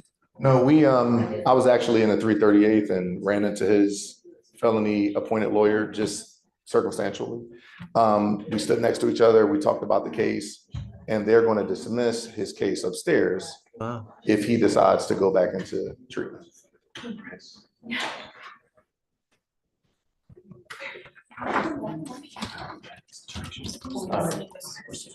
Unauthorized access to correctional facilities. Can I show this to you so that you can see it too? So for full transparency. So, hi guys, great to see you.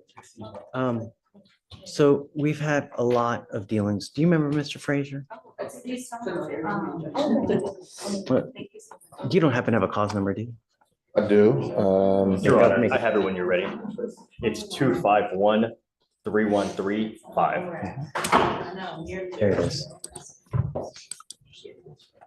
Yeah, he's on deferred with us, and it's an open case. The bond's at $50,005 because he took off from the residential facility, and now they file that felony. I'm happy to do it. If he comes in, let's do it. He's in custody. Oh, I had no idea. Yeah, we have him. And he was here yesterday, but you weren't here, so we rolled it till today because he wanted you to have that. And the 338th, I spoke with the prosecutor. She said she would dismiss that case if he were to go back into treatment.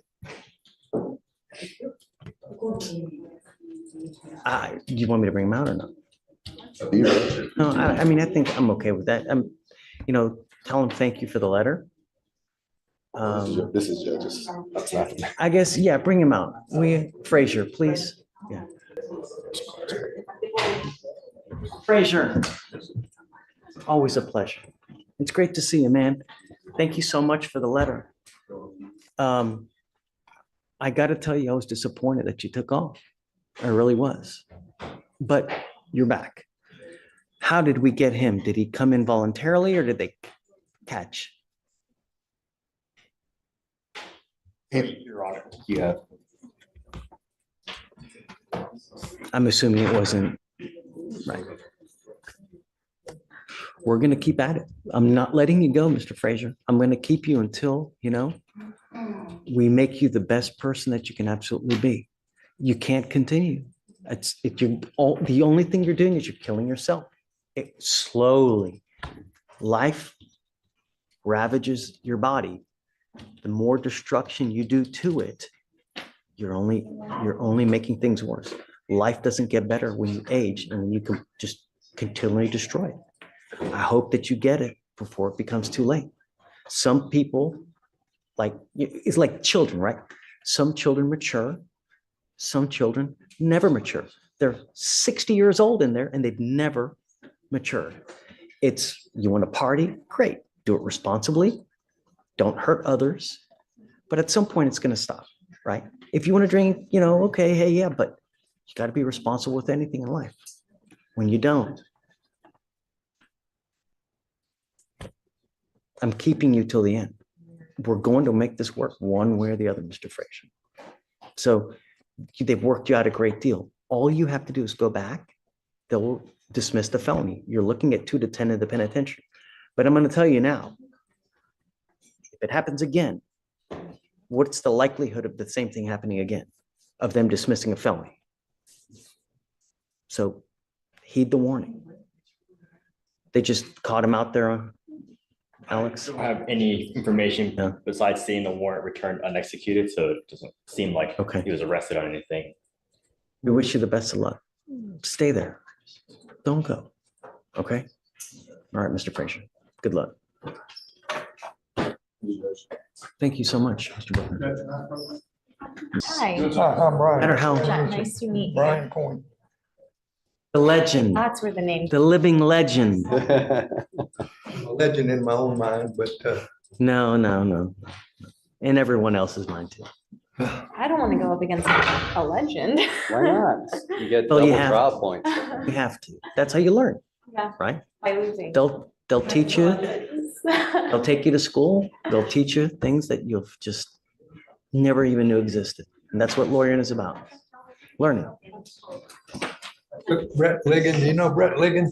I've never met him personally, but DA in Montgomery County.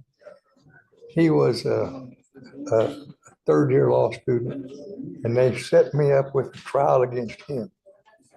Well, that's the worst thing in the world for a defense lawyer, to lose to a third-year law student. So I studied that like it was a capital murder. hey, I couldn't have come back the next day if I'd lost to a third-year law student.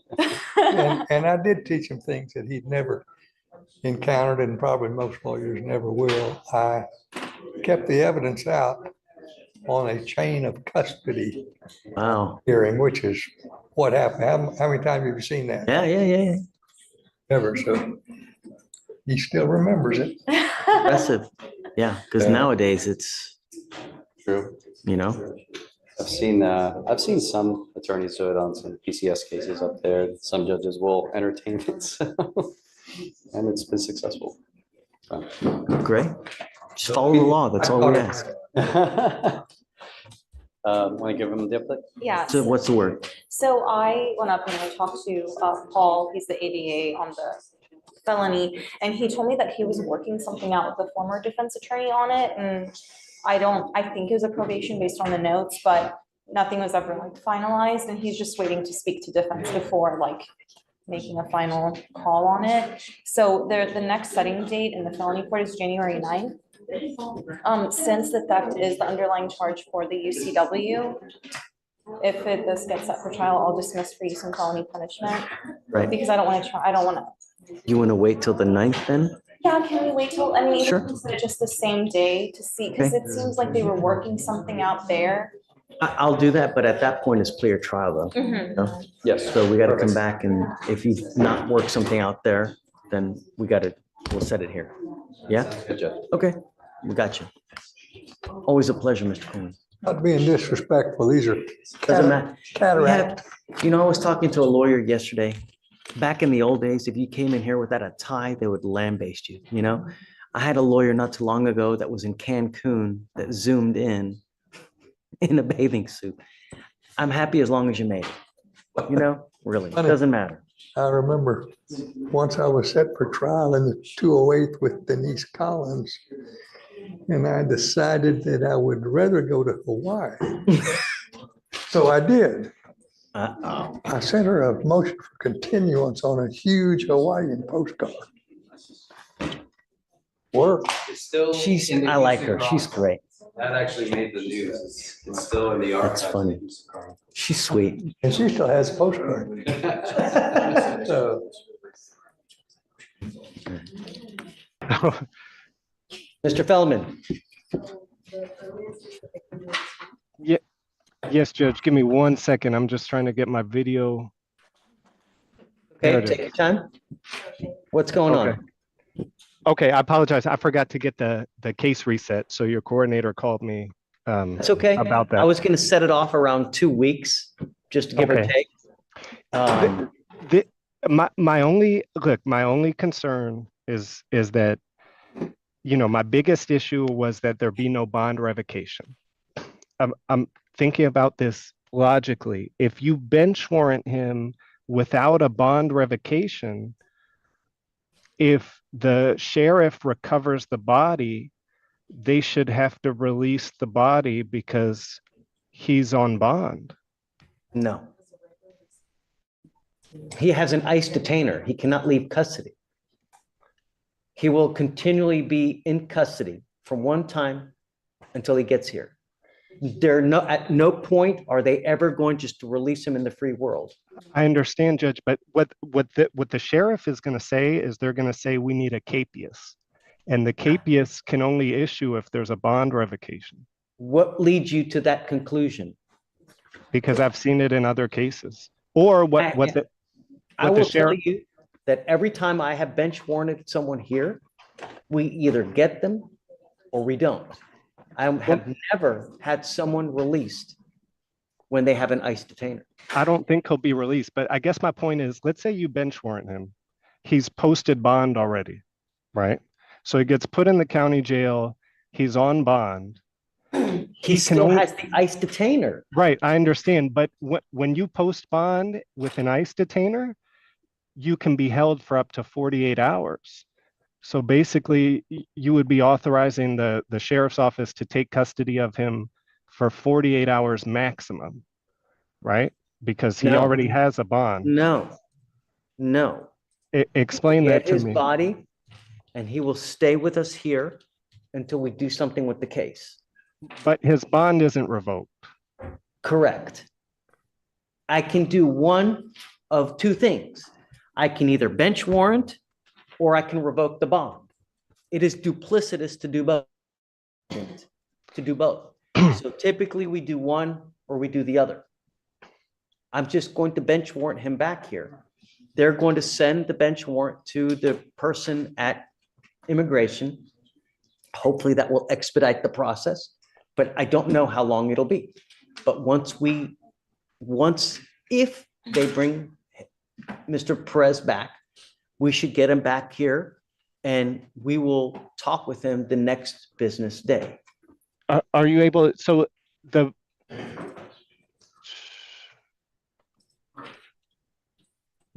I think you're overthinking this, Mr. Feldman. Judge, I'm looking at the code, right? 1503 gives you the authority to bench warrant, right? What do you want me to do? I don't want the bond revoked. I'm not revoking the bond.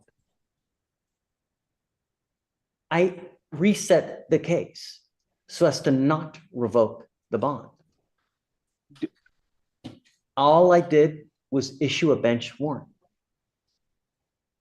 One, there are two vehicles to get Mr. Perez back here to us. One is a bench warrant and one is a revocation of bond. Both achieve the same purpose, which is getting the body back here. You asked me to do the one, so that's what we're doing, you know, as a courtesy to you. I'm not revoking the bond. It will remain intact. We will get his body and he'll just be here and So waiting for us to do whatever we're going to do.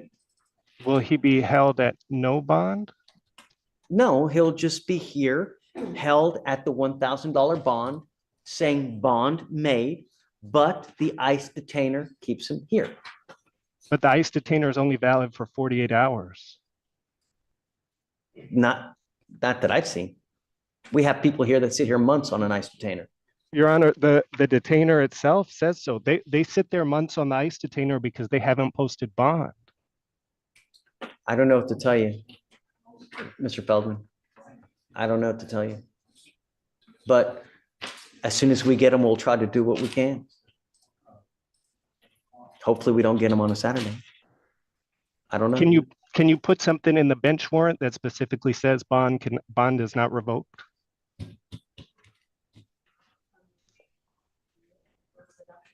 I don't know. I mean, I'd have to reach out to my staff lawyer to figure out what kind of implication that would be.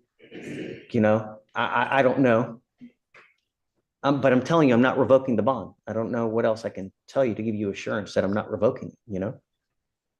Okay, so when he comes back into custody, it's going to say bond We'll made. try to, yeah, it's still going to say bond active. It'll still say everything that it says now.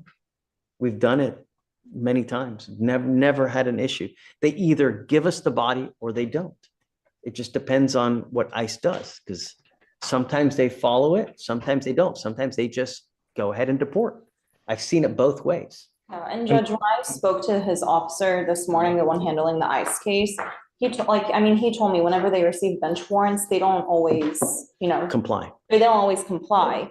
You know, with this, I can speak to him and try to get him here, but at the end of the day, First, no. they're gonna do But what they first, want. you know, talk to your superiors to see, you know, is that going above and beyond? Because I don't want you to do anything that's going to get you in trouble. That's true. Remember? So And that's what I was always trying to tell this consider, you know, before you just, because that's a lot. Yeah. I don't want you to do anything that's going to get you in trouble because you have certain boundaries and certain things that you got to do as well, like I and like him. So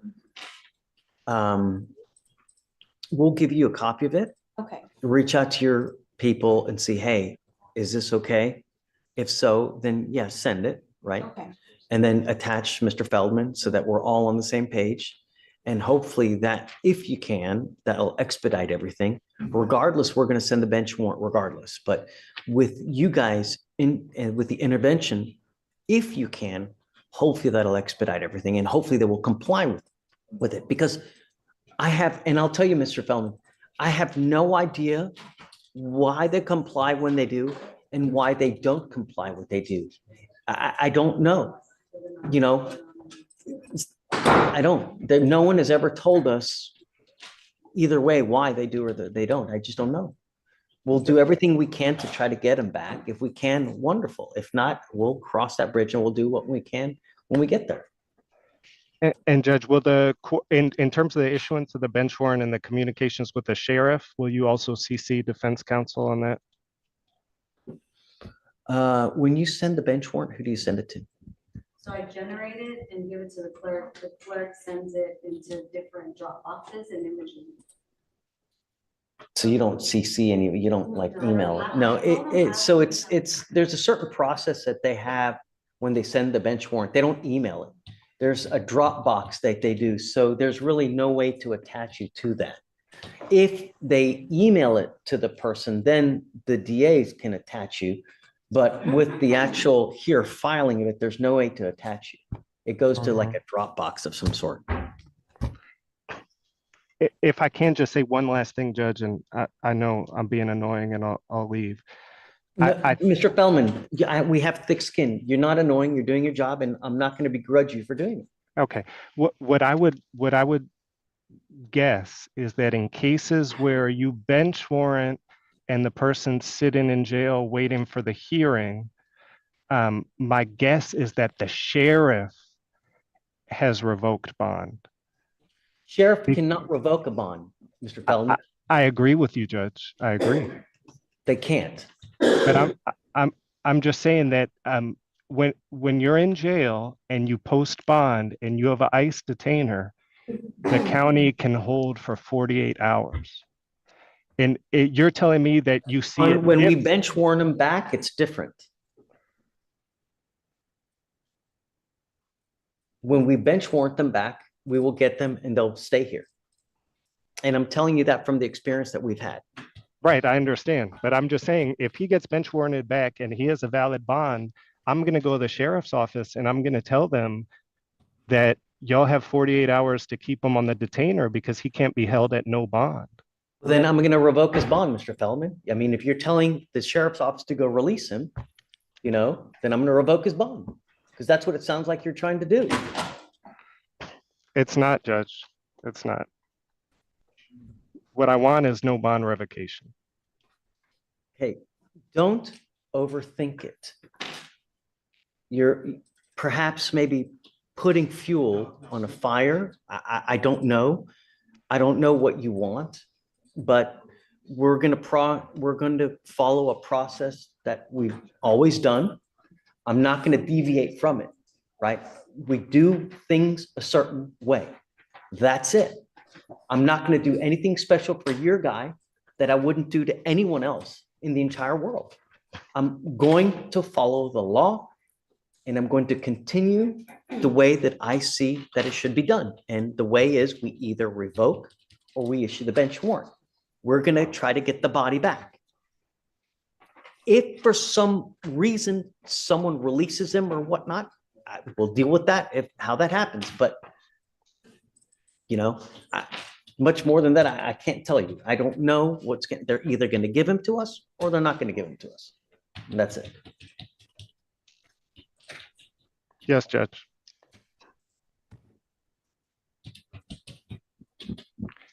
I mean, if you're telling me that you're going to go to the sheriff's office and demand that they release him within 48 hours, I got to go upstairs and talk to a couple people to see how to go forward on this thing. Because I don't know.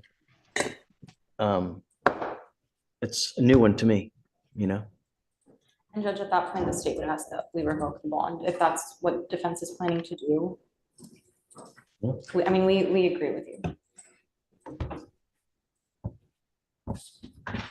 Then let's just see what happens, Judge. Judge, we're going to need. I have a feeling that you're now going to the sheriff's office to demand his release within 48 hours of recovery. And Judge, this is putting us in a compromising position as well, because if this is what defense is planning to do, we need to let ICE know. We may need to do that. I need to check with my superiors. I don't have a problem with letting ICE know. I don't know what to do here, Judge.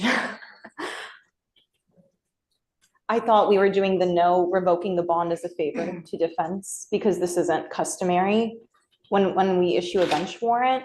But if defense is going to, in a way, abuse that to get him released, then the state is taking issues with that.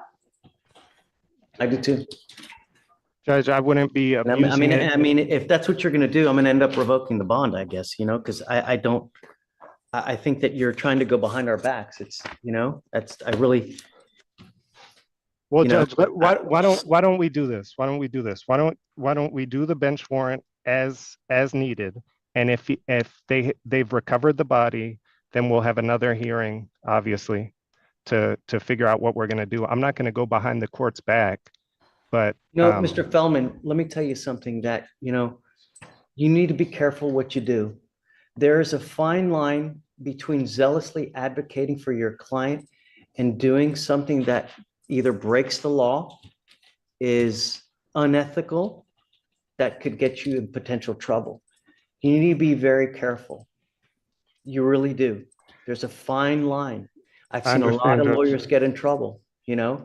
And I'm just counseling you as, yeah, I guess as a friend, but I guess I get that you're zealous, but just be careful, you know? Yes, Judge. I promise you, I'm going to follow the code and I'm going to follow the rules of ethics. I guess, Judge, are you still planning at this point to issue a bench warrant without revoking the bond? Yeah. Okay, Good. and then, We'll see what happens, happens. We'll see. We'll let it play out. I mean, we're all adults. We'll see how it pans out. You know, you do what you think is right. And we'll just go from there. okay, Judge, thank you, Judge. Okay. Thank you, Judge. May I be excused? All right. You got it, Mr. Feldman.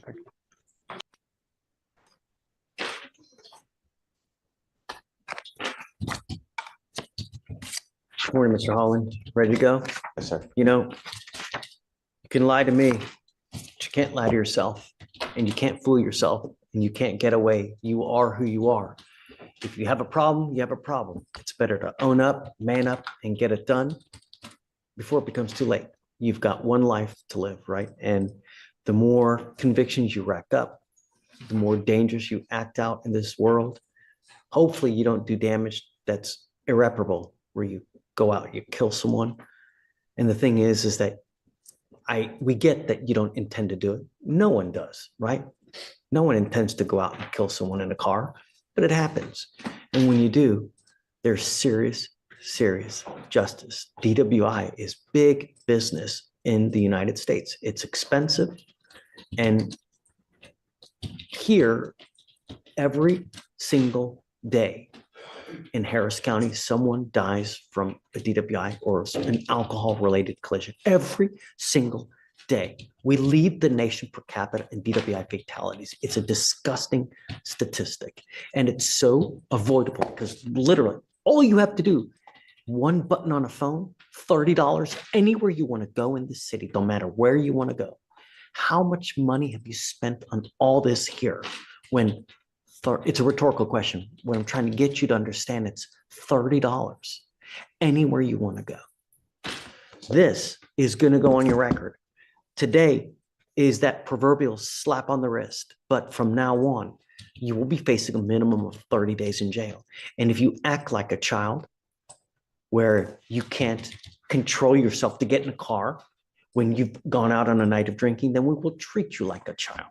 And like I told you earlier, or I didn't know if I told you, but we have a lot of kids in there. Some kids are young. Some kids are 60 that never grew up. You give up a lot of rights by entering this agreement. You give up the right to a trial, right to compel witnesses to testify on your behalf, confront and cross-examine your accusers. If you're not a citizen, there are possible immigration consequences. You can be deported, excluded from the country, denied naturalization. You give up the right to appeal. Once you plead guilty to an offense, it will go on your record. It'll be there for the rest of your life. You can never take it off. Do you understand? Yes, sir. Are you sure you want to do this? Yes, sir. How do you plead to the offense of driving while intoxicated?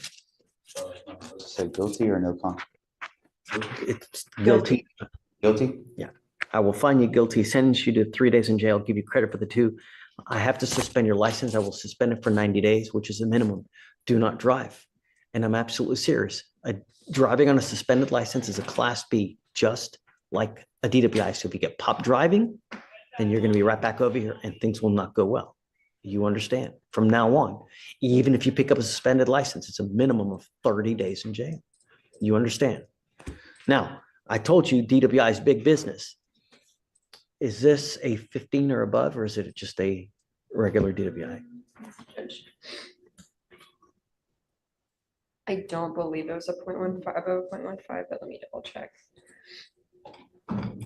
Oh, actually, it was a 0.165, Judge. Wow. Is it true or untrue that you had a 0.15? True. True. True.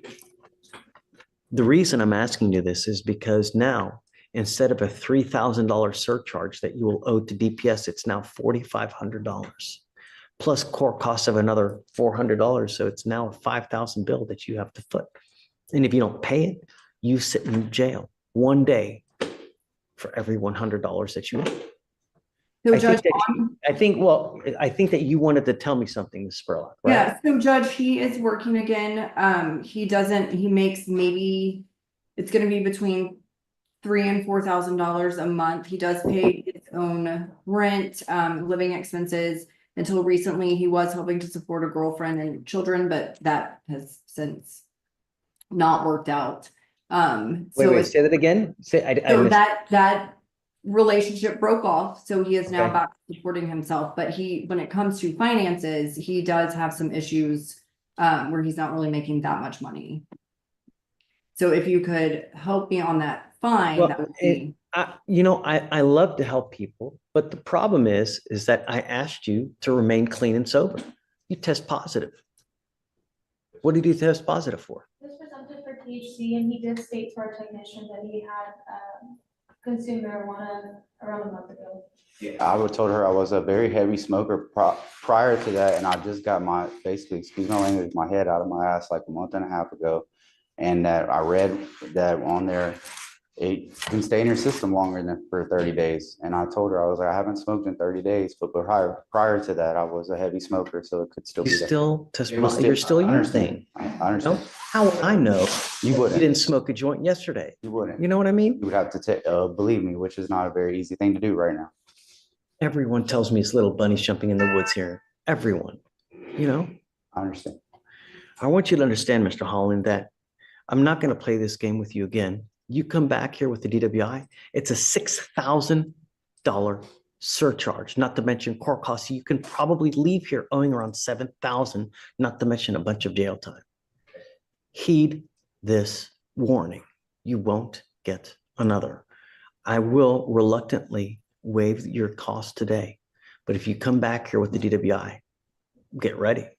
Do you understand? Yes, sir. Use Uber. It's there for a reason. Yes, sir. All right.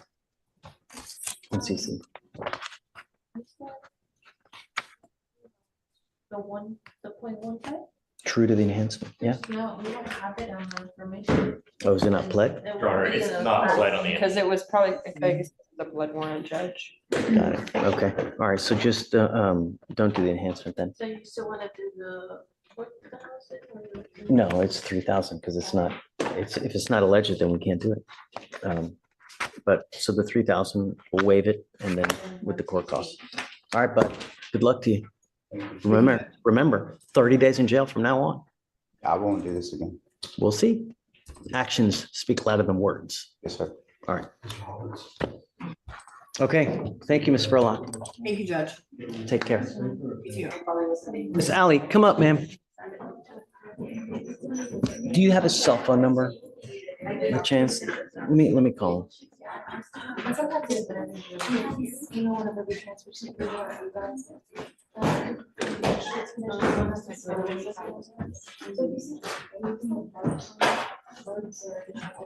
Frank, Judge, it is 713. So wait. Don't. Oh, no. But I'll call you.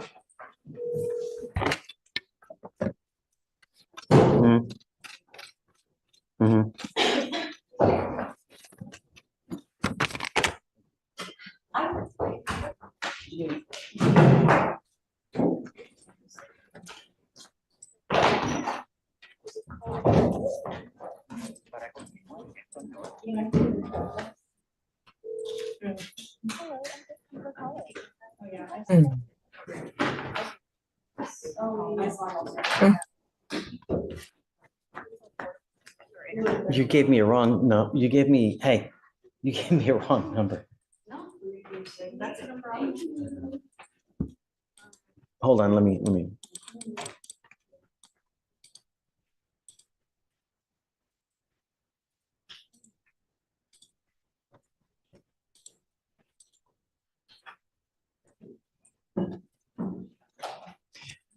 Basically, the deal is this, ma'am. We can't get a hold of your lawyer. We don't know where he is. We've been trying to get him for hours.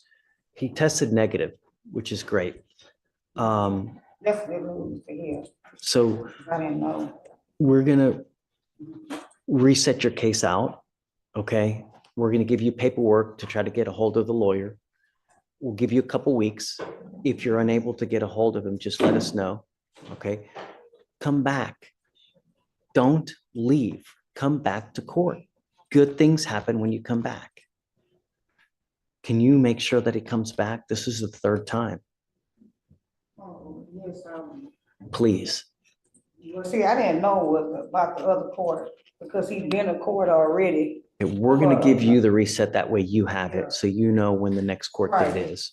Okay? They said I got a feeling I cleared that. Say it again. They said I had a feeling I cleared that.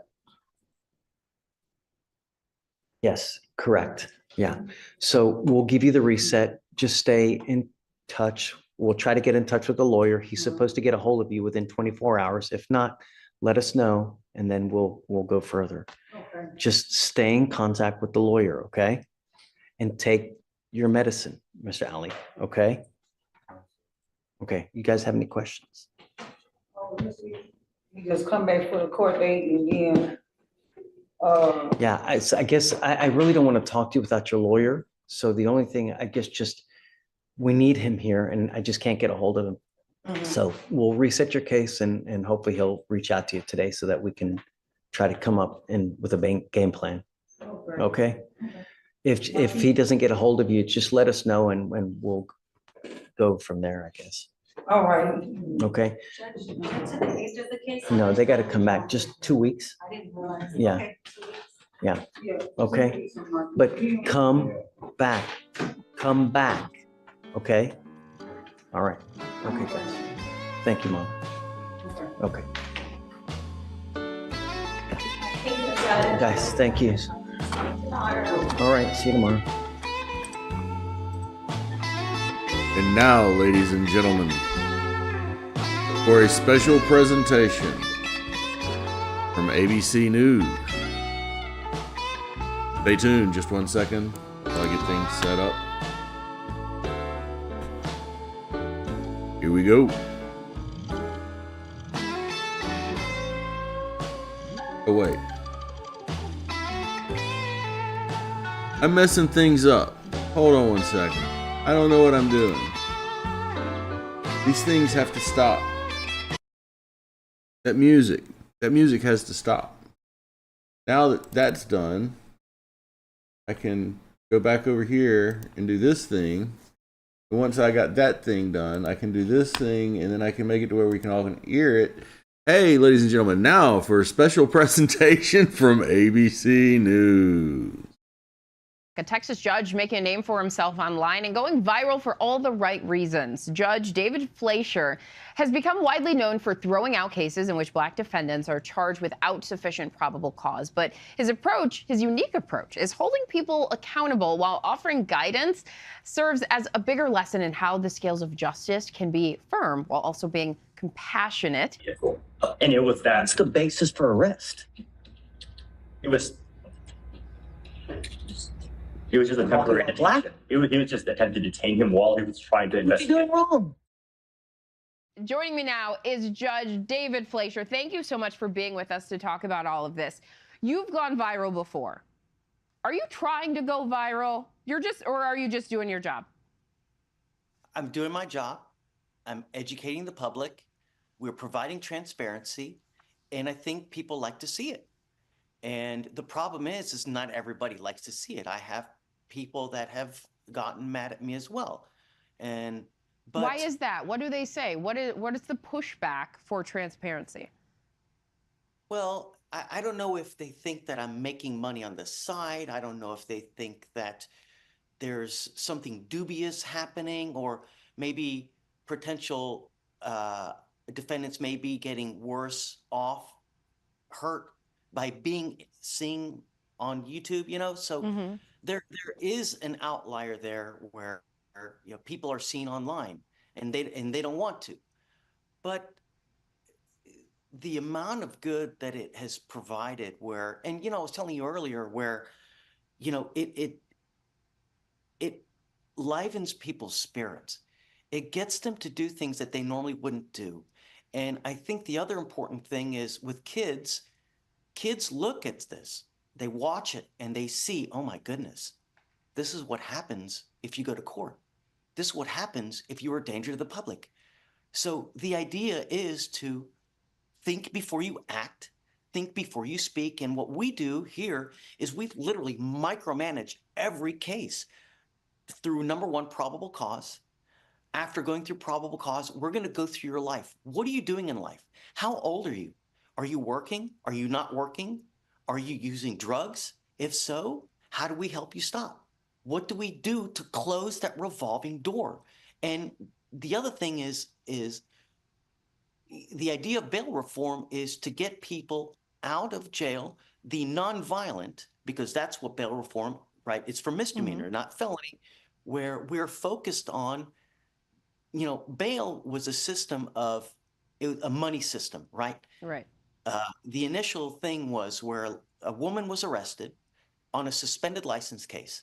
The bail was set at $2,500 and she couldn't afford it. So she sat in jail. But to get videos takes months. So what are you going to do?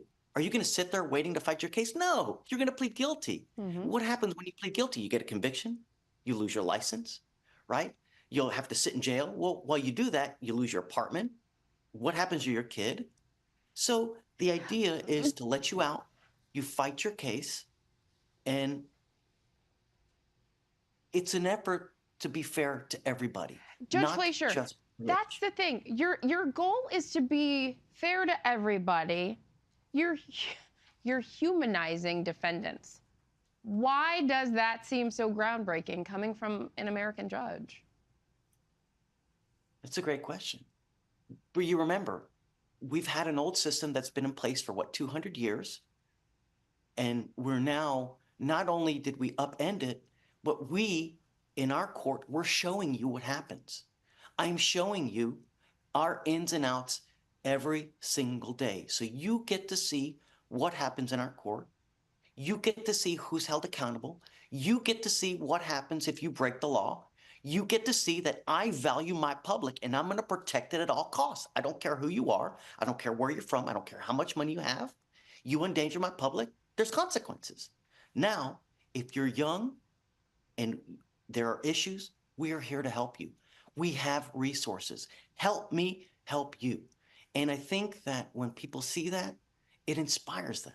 And it's so great. And what really kind of really shakes me is that not everybody sees it and they get mad at me and they get, I don't know, not everybody's for it, I guess. And it really hurts because every person that comes through our court, I treat them like they're my child. I've got 4 kids at home, man, I said And that then I've got 3 was a 25 lot. 4, man.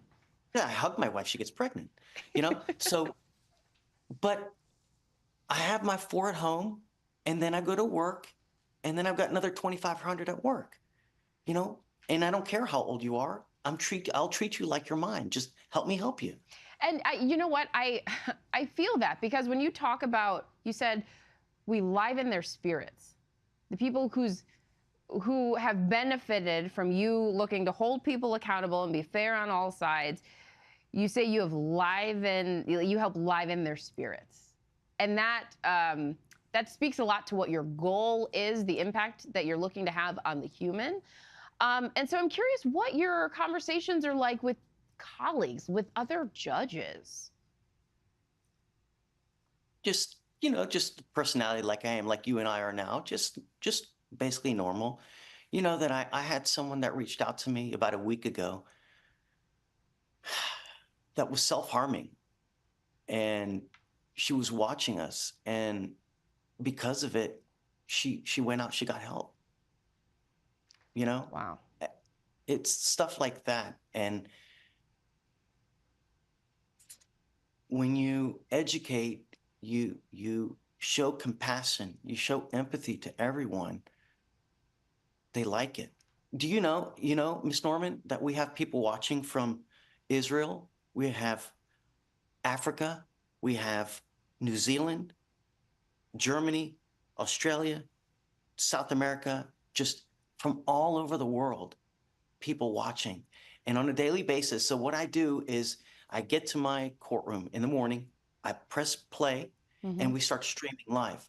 And we have around 1,700 that on a daily basis come, watch the court, and I have a chat as well. Wow. So people sit in the chat and they chat about what's going on. And they kind of just hang out, and it's a group where, and anyone can come. It's open to anyone. And they basically chat, they hang out, discuss what's going on in the courtroom.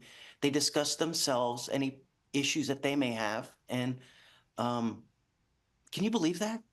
I mean, that's. You know what, Judge? Here's the thing, though. What I can believe it, and okay, we're just like chatting now, because I am realizing how much Americans are yearning for community. This is in any way, even if it's watching a live stream of court proceedings. And so it's fascinating that in your role, in a time when on the heels of the pandemic, we're talking more about mental health and loneliness. The U.S. Surgeon General has talked about loneliness, and parenting is hard, like I know, and work is hard. And you're talking about people who deal with substance abuse, and then the Black and brown communities who are disproportionately impacted with all of these things. And here you are in your role, taking it on and stepping into your power in a different way that's not only focused on fairness and justice and protecting people, but creating community and compassion and all of these things. And I'm really taken aback by that. So you say, I'm not surprised that people are tuning in to what you're offering. I love to teach. I love to help. And the best way to do that is through this channel, because other people see what happens day in, day out. They see the consequences of acting foolish out in the free world. They see the consequences if you pick up multiple cases, because it happens quite a bit. And they see the successes of people as well. You routinely see success in our system as well, because when normal courts, when you go and when you watch, all you see are bad things. You see convictions, you see people go to jail. With us, you also see the positive. So we routinely congratulate people for doing well, either getting a dismissal, getting their GED, right? Because that's what we really want to focus on these young kids who have no guidance in their life. Believe it or not, there are so many kids out there, they don't have parental guidance. They don't have anyone pushing them. Hey, bud, you really got to get into school. If you want money in this life, you got to get that education. To just speak the life into them. They don't have their parents pushing them, so that's us. I want to push you. I want to be there for you. It's really great that desire to help and be there and protect people obviously drove you to be a judge, but is driving you to do so much more in serving your purpose in this way. And thank you for sharing that with us. I'm so glad I came across that video, because I sent it to my producer and said, let's talk to him.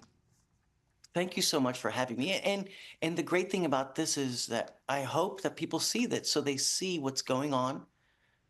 They see the good that we're doing and the transparency and the education, right? Because that's what it's about. And other states, other jurisdictions, seeing bail reform, seeing that it works, and helping people, because that's at the end of the day.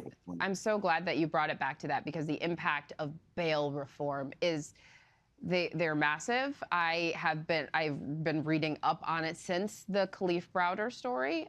So I do appreciate that you continue to bring up that topic and hitting home the importance of bail reform and the, as you put it, the collateral consequences of uplifting a community with it. Thank you so much, Judge David Fleischer. I'm your number one fan, Miss Norma. Thank you so much for having me, really. And now I'm yours. Thank you.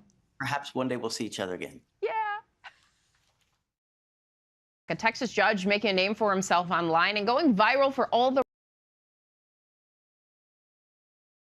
Okay. My Lord. How many ways can I wreck one show? I can find ways, I tell you. Oh, Lord, ladies and gentlemen. It's the end. This train wreck has finally come to the end of the station for the evening. And ladies and gentlemen, we're going to do it again tomorrow night if there's a docket. Be done. Because that's what we do every night. every night of the week that we have a Judge Fleischer docket to review. We're here at the Fleischer Forum, watching a little bit of an abridged forum and throwing some extra stuff in as we can. Wow. I'll be here at 9 p.m. Eastern time tomorrow. If you're curious, you're interested, come by, hang out with me. We'll be here taking over the world. God, I think the dogs are taking over the world right now. Anyway, guys, it's been fun. Chat's been a blast. You're all great. I love you all so much. We'll possibly all get together again tomorrow and we'll do it again. And at the end of the week, I already have some plans for the end of the week. Stay tuned for the weekend review. 11 p.m. or 11 a.m. Central Standard Time, 12 p.m. Eastern Time. Just don't pay attention to me. I have cats and dogs distracting me, and I don't even know what I'm doing anymore. We're closing the show. I said it once, say it again. Love you all. You're all amazing. You're all wonderful. Especially Mom. The best. Guys, you have a good night. I'll see y'all tomorrow. I'll see you in court chat possibly. We're done here. Peace out. I'm your wolf. I'm your curator. And I'm your host. I'm out of here. Good night.